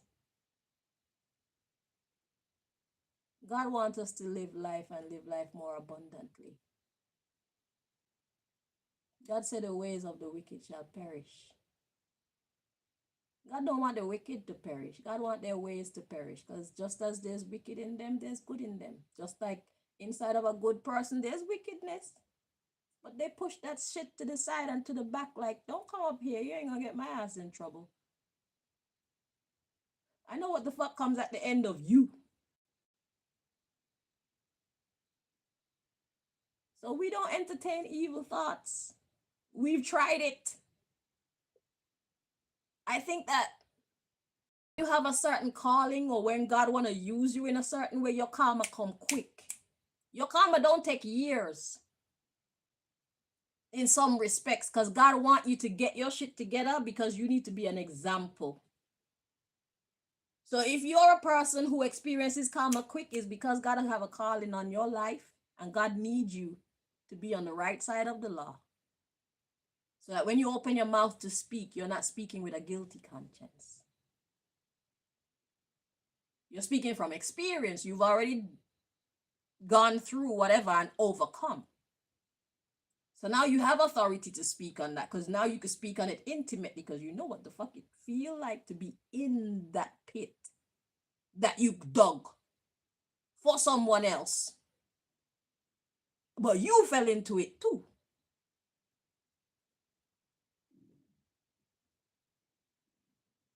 So you're here now to warn your brothers and sisters in whatever area of life. You're here to write the book, or make the movie, or make the song, or be a counselor, or our karma come quick, because God need to keep us on the straight and narrow. For the sake of our brothers and sisters who need to know the things that God is trying to teach us through our activities. But a lot of people miss the lessons because they just see it as coincidence. They don't connect the dots. They don't pay attention to how the past actually affects the present and the future. That's why it's good and important for us to try and get our young men and young women to make sensible decisions when they're young. Some of them ain't gonna listen, but some of them gonna listen, because you know that when you make a decision when you're young, sometime in your old life, it's still haunting and affecting your life negatively. It's like somebody committing a crime when they're 10, 15 years old. That goes on to their record, and even when they're 30, if they're anywhere near a crime, they get looked into as a possible suspect because of what the fuck they did at 10 and 15, 12, 13, 9 years old. That shit follows them. Even in the minds of people, not even just in the unjust system, which is the law of the land system of justice. Yeah, that's the unjust system. But even in the minds of people, you'll be more inclined to suspect them because you know that one time they did XYZ.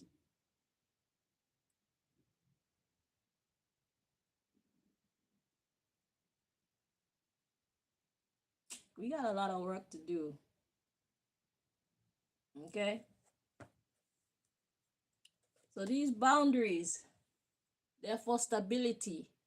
If you want a happy life, you have to put in the work. Or else watch everything that you did evil for come crumbling down at the end of that cycle. Because there are boundaries.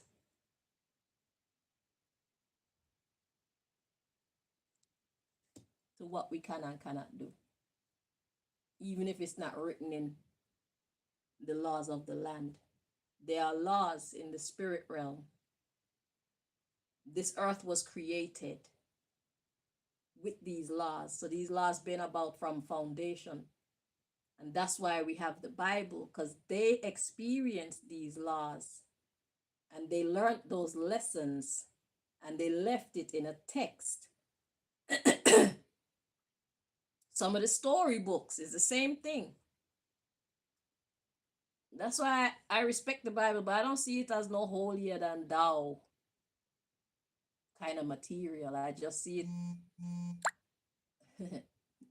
I just see it as another good book with great information. It's like if you buy a self-help book that works.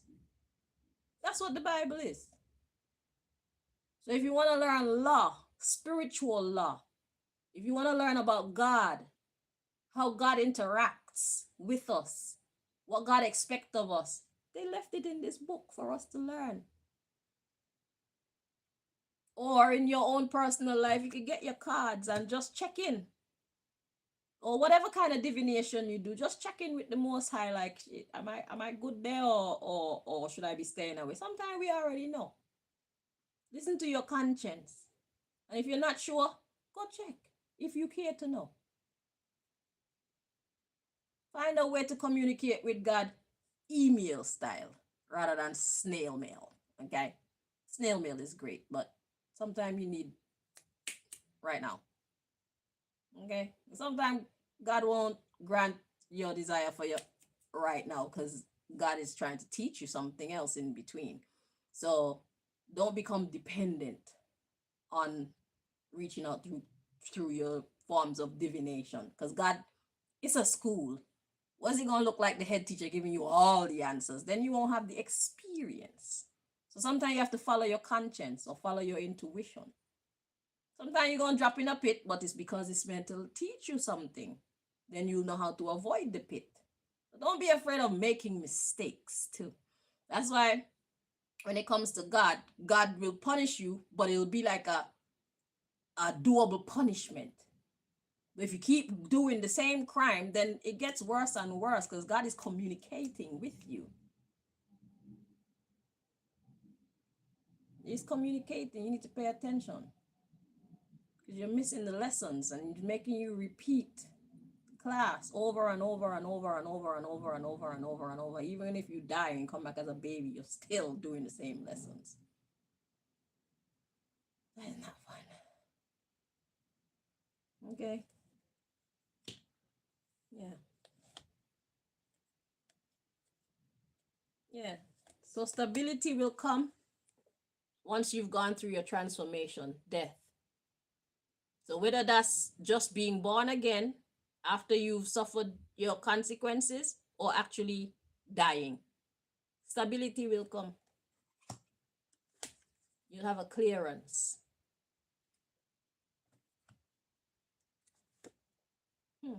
And then we got the feminine energy. So that's receiving. You receive something. And the intention is for the homecoming, setting your home, your foundation. It says hearth, home, warmth, being kind to yourself, love. Your home is your sanctuary.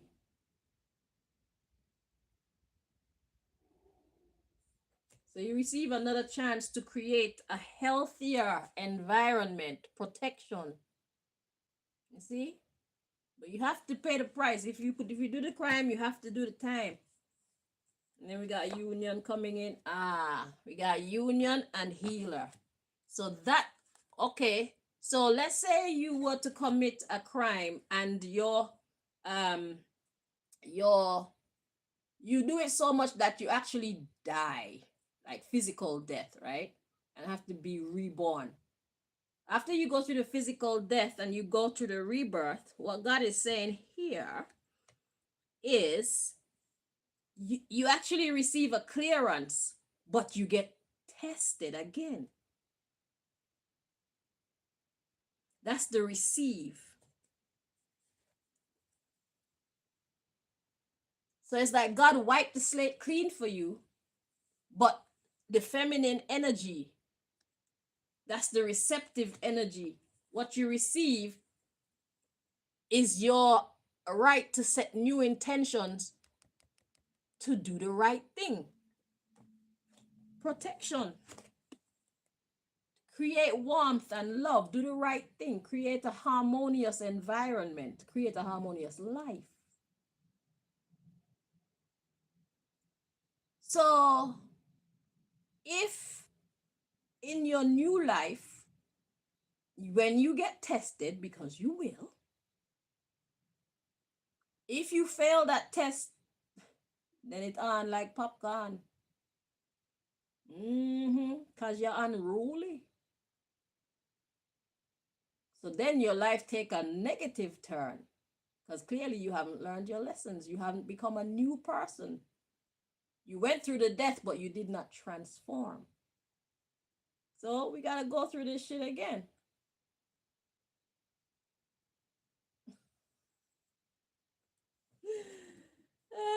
Because God is trying to unify you or unite you with healing energy. Be good for your environment.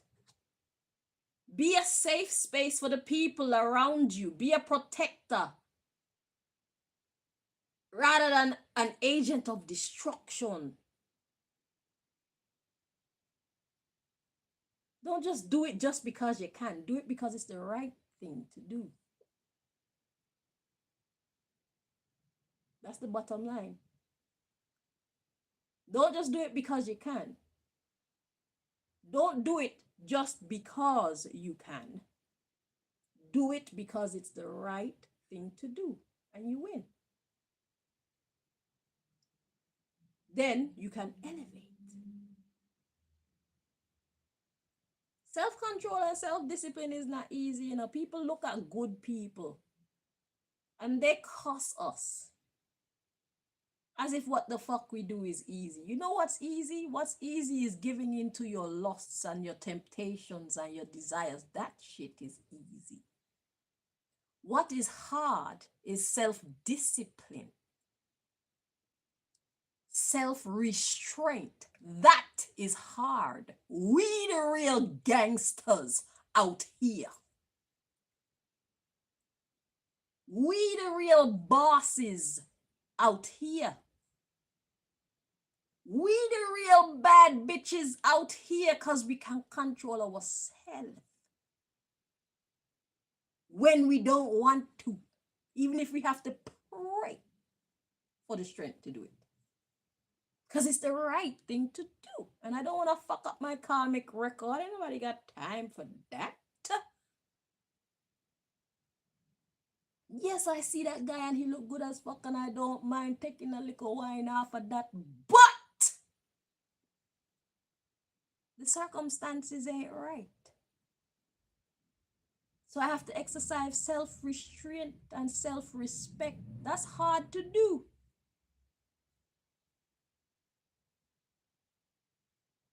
Especially if you put yourself in a position where you're close to this person and you can feel their breath on you and they're actually touching you and shit. It gets even harder to do. We the real strong ones out here. We the goody two shoes. We the real strong ones out here. Because it takes a lot of hard work. Mental hard work. Spiritual hard work. Also, for us to stay away from doing bad to the point where somebody can call us goody two shoes. It's actually a compliment when y'all mean it as a diss. Y'all think it's disrespectful to call somebody goody two shoes. You should try being a goody two shoes and you'll know it's actually a compliment. It's like your trophy. It's like you're doing good. Keep up the good work. So don't be offended the next time somebody call you goody two shoes. You know how hard you work. They can see you being good. That's what that means. That's your recognition from the universe. Unknowing to the one who think they're using the phrase to disrespect you. Somebody calling you a goody two shoes should be a compliment. Because self-restraint and self-reliance and what's the word when you stop yourself from, not self-restraint, self-control, self-restraint, self-reliance, they are hard to do. That's the vibe of champions.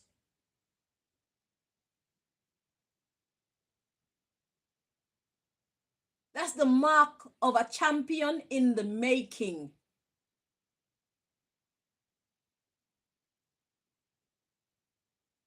That's the mark of the winner.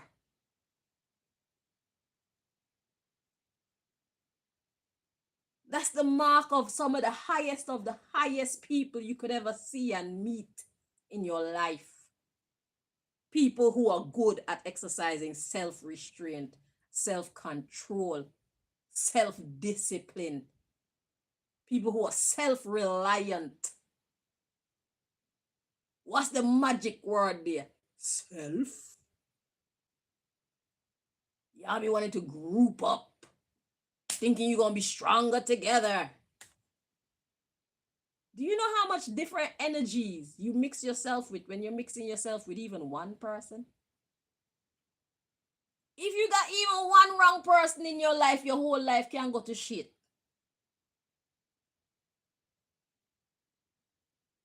Put one wrong person in your life and watch your whole life crumble.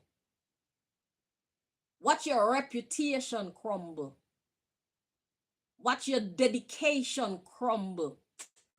Love yourself.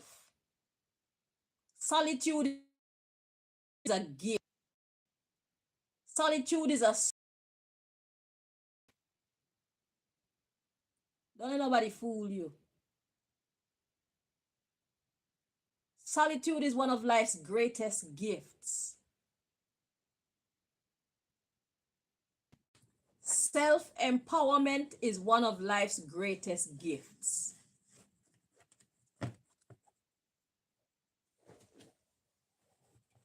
Take care of self by making good decisions that will benefit self in the future.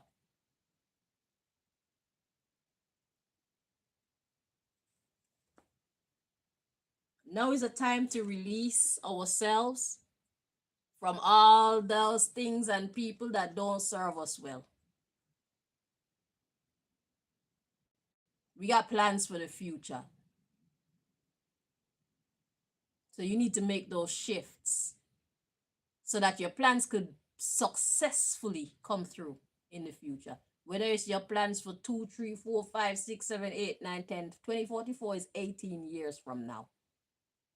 Do you know how much you could transform your life in 18 years if you choose to make good decisions?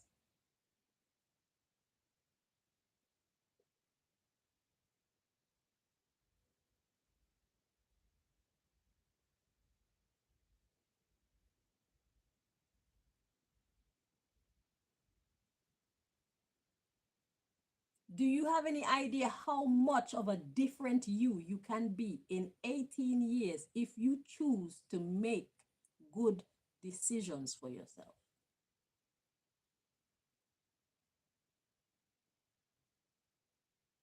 You got 18 years. 2044 is our deadline. Fuck what Babylon is doing. We don't know nothing about their 2030 agenda. Whatever. We gonna be gliding through that shit. Whatever the hell they choose to do to us, we still gonna keep pressing forward because we got plans for 2044. Okay? So in between all the chaos and the madness that's probably going to happen, we still gonna be working towards our dreams because we got plans for 2044. We don't give a fuck what the world look like. We gonna fix it. And we got plans to be an upgraded version of ourselves by 2044. Watch us. Watch me.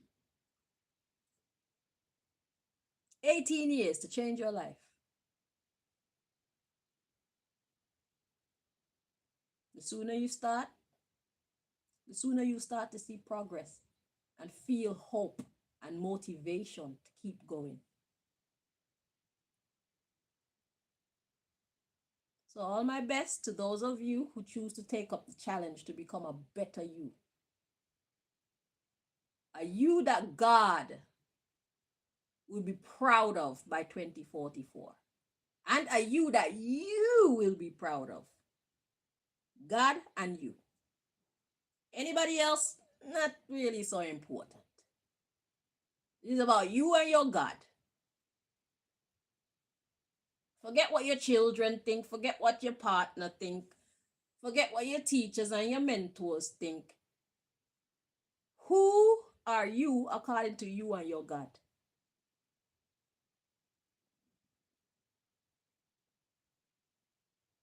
That's your purpose. That's your next mission in life. Nobody else can tell you the answer to that. No matter how much you love them and how much they love you, only you have the answer to that. When you answer that, you know you're on your right path. So whatever you encounter on that path, you are meant to. You're in alignment for your assignment.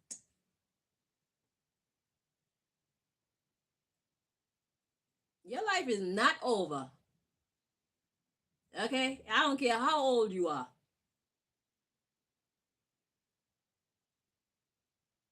You could get healthy and rosy again without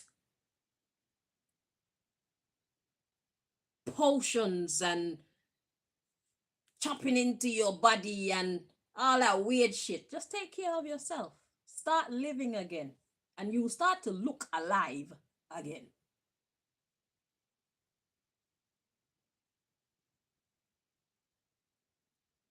Start living again, and you will take a picture of yourself when you start. And take a monthly picture. And see if you're not turning the clock backward. People gonna want to know what the fuck have you been doing with yourself. Send them to our channel. We don't do juju over here. Not a wicked juju anyway. We do good juju. We work hard. And we work righteously.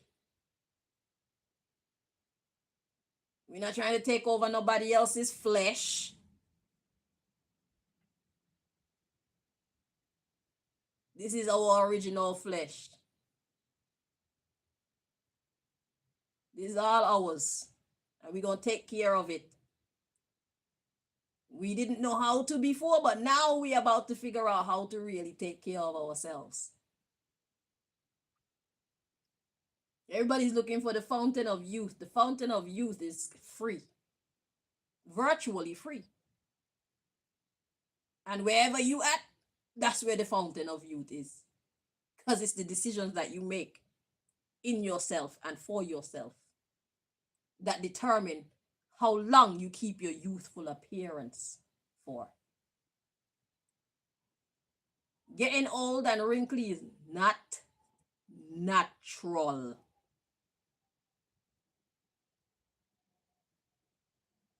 A wrinkled face is the manifestation of a sad mind. A mind that sees no reason to smile much.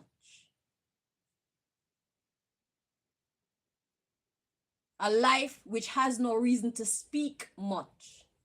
That's when the wrinkles start setting in. Y'all need to pay attention to life. I'm telling you things that life has been teaching y'all. This is not special. And this is not out of this world. This is everyday knowledge that we miss.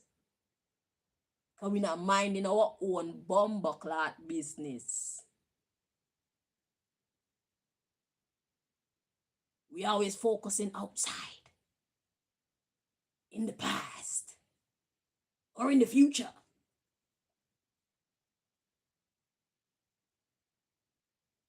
All is not natural. Nobody gonna convince me. And dying is not natural either.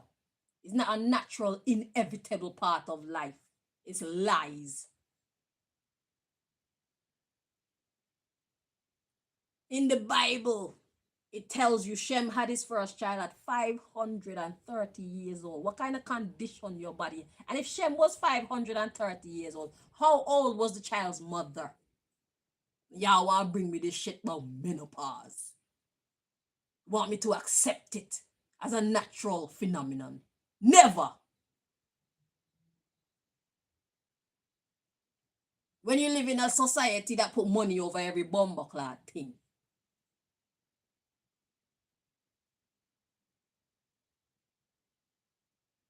You can't trust anything these fucking people been telling us. We need to re-educate ourselves about what is really true.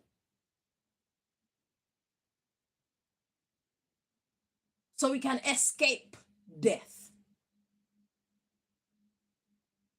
Escape failure. Escape depression. Escape bad relationships.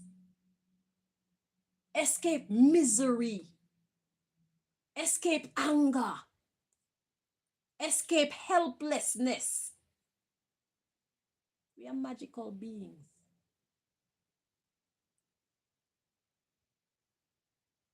We can do these things. Y'all know my life story and you see who I am. You see how I am.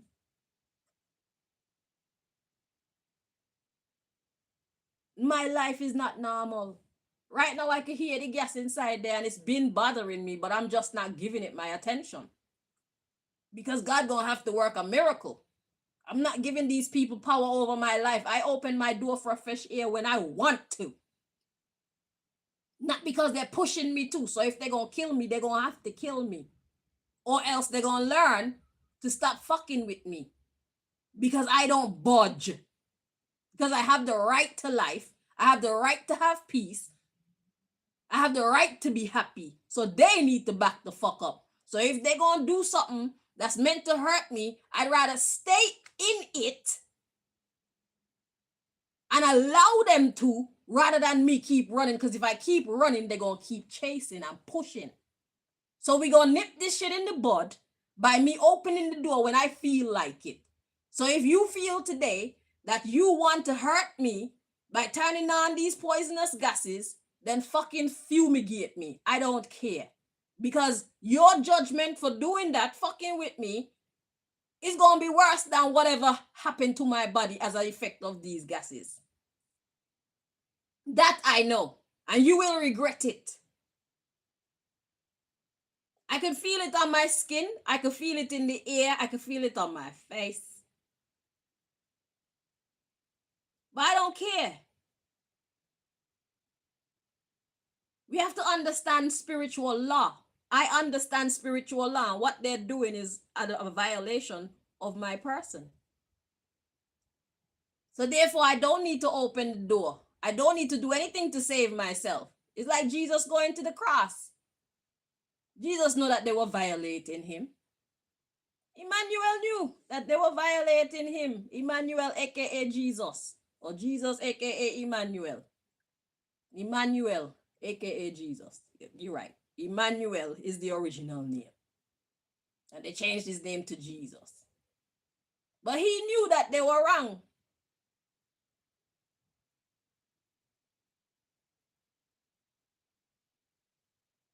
But man said, I'm going to show you I'm a G. And you going to back the fuck up off me. And you going to get the worst of this ordeal. All y'all. All y'all who doing it. All y'all who saw it happen and didn't help to stop it. Yeah, all y'all.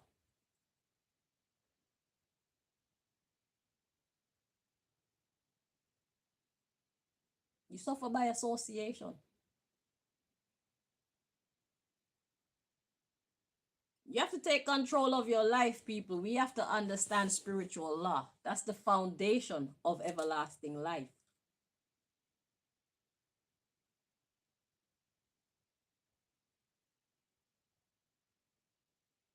The spiritual law. And then we couple that with nutrition and exercise and hydration and sleep. Taking time to be happy and do things that make you content within yourself. Refraining from putting negative energy out into the world. All these are the secret to everlasting life. Eternal life and eternal youth. It's right there in our face for free and we miss it. We look for powders and creams that cost like $50 or £50 per tiny fucking bottle, bro. Like 2 ounces, 50 something pound. Trying to stay young. Live better. It's free. Virtually. It's a lot cheaper. And long lasting. Because if you put on the cream on your eye and it go, the wrinkles go away, it's the time limit, like 24 hours. Time you sleep and wake up, you hate the fucking face you're in again. So how about you do some exercise? Move your body. Move your body. Massage it sometimes. Press it out and get rid of any mucus behind there. Just clear your system, your lymphatic system. Press it out. And improve your eyesight and shit. How old am I? I'm 46. How old are you? Some of y'all watching me are probably like 75, 76. What have you been studying? Not what you're supposed to be studying in life. That's why I could come here and be telling you these secrets.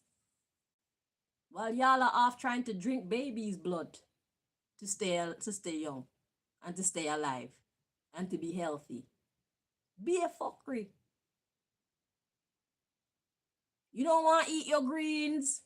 Y'all taught us the 5 food groups or how much of our food groups. You should take your own bumbleclot advice. Y'all know about walking and whatnot. You choose not to walk. But you want tight. You want your legs to look tight and firm. You just live any old how, and then when you get sick and tired of looking at yourself, not looking how you want yourself to look, you go and you pay a doctor, just cut out this part and tighten up this part and cut out that part and tighten up that part. How many times have y'all seen my hand get flabby and then I come back and it's firm again? How many times? Because when I see that shit getting flabby, I'm like, oh, hell nah. I'm in my bed like this.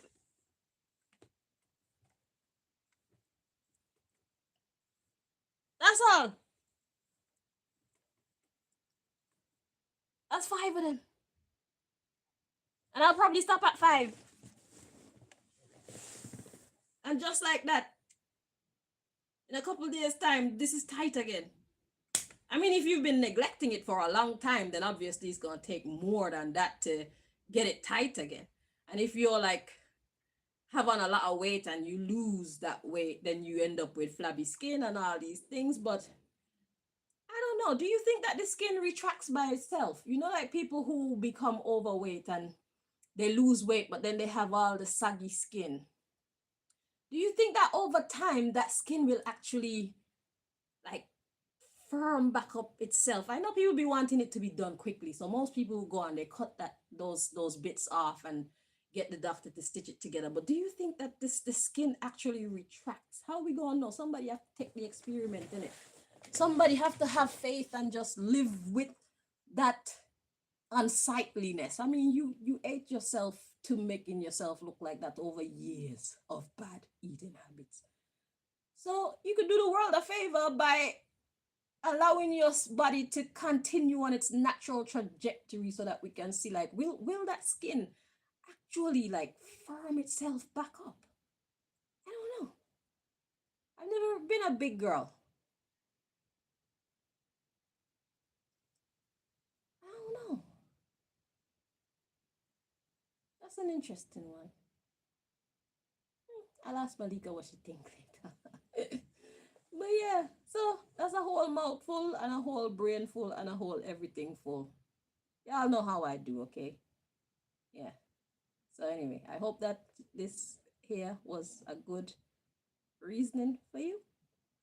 I hope the podcast was fun and insightful and moving, even if you move to tears.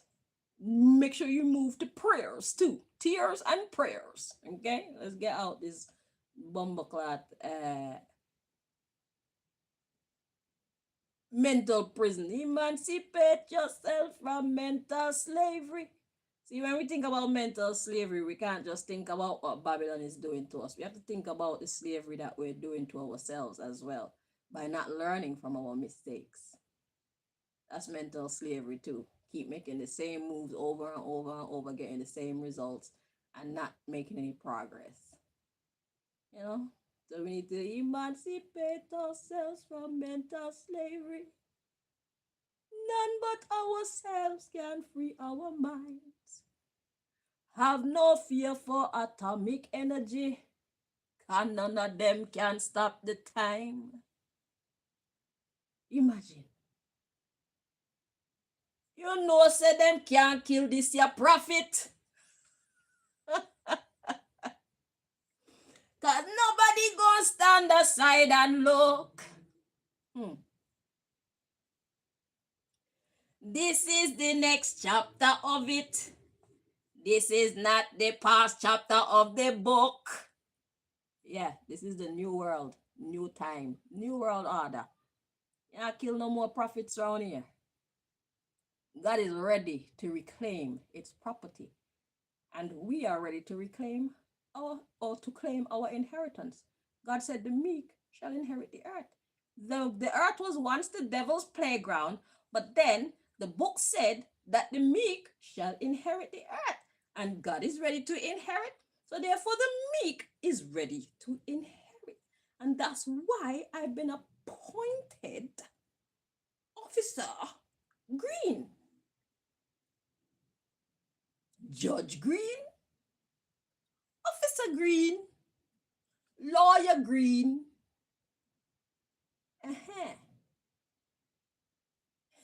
Oracle green. Yeah. Counselor green. Chanel green. I am she. God has appointed me. And God is looking for the rest of the crew to appoint you too. Okay, so take up your positions and take up your crosses. And let's roll out into the future. Into the future. Going into the future. See, this is good for your neck. Into the future. See, if you haven't exercised for a long time, you gotta be slow. You have to take it easy because your body gonna be doing all types of weird shit. So you need to think of your exercise as physiotherapy first. You have to start slow because there's all kind of stagnation going on in your body. And when you start moving your body gonna start, because you know how, let's say somebody know how to split and they stop splitting for a long time. When they stop splitting for a long time, the body starts to tighten up.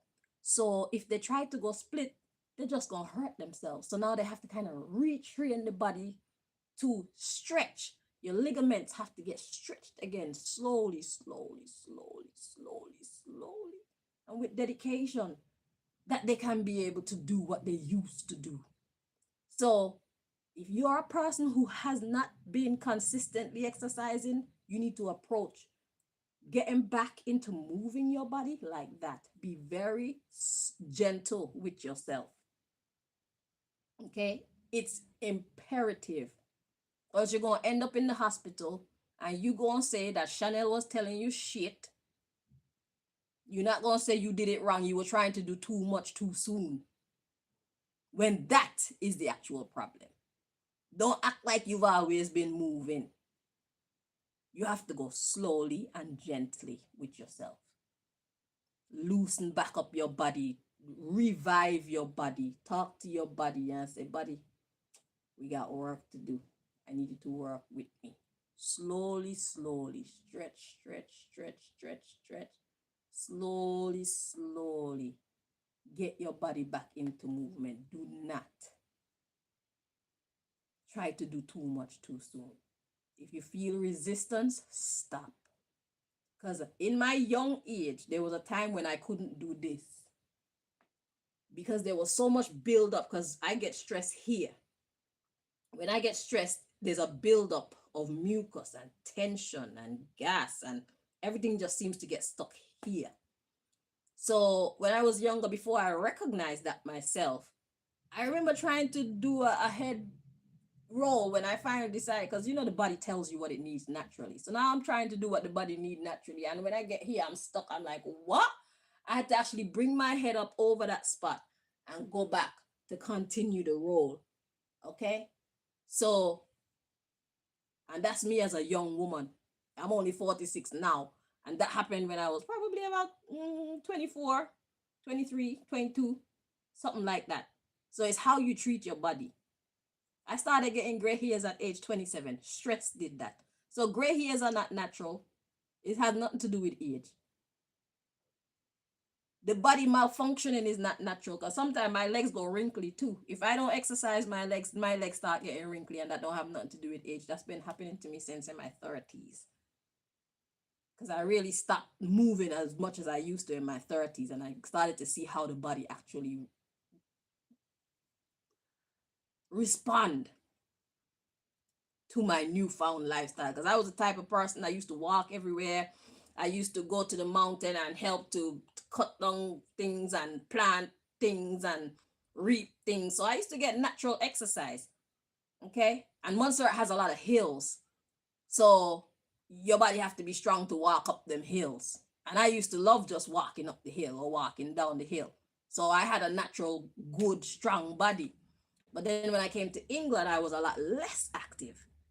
And I started to see the fucking wrinkles coming in. I'm like, aha, okay, I see what this is.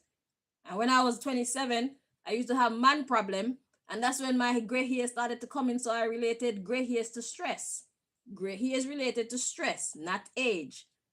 Wrinkles are related to a lack of movement, not age.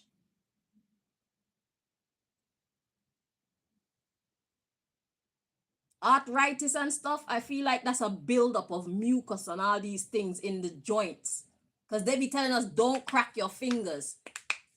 That's what they tell us. Don't crack your fucking fingers. What stupidness. When you get up from a chair, your body naturally crack. Because that's the gases moving. That's been trapped. Stop making these people teach you about life. Some of the things were correct, but most of the things that they taught us is wrong. We need to understand what we are and how to treat ourselves and how to treat our environment, because they didn't give us the answers to give us long life and all these things.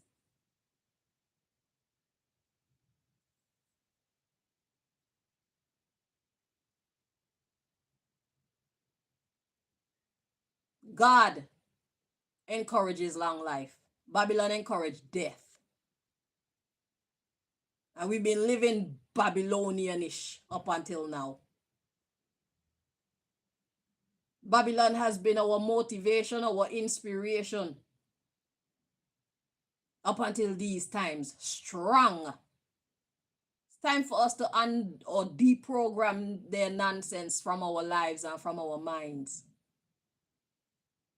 And be true to who and what we actually are. Stop hurting yourself. Stop ignoring yourself. Treat yourself better. Right. I'm going to get off now. Until next time. Bye-bye.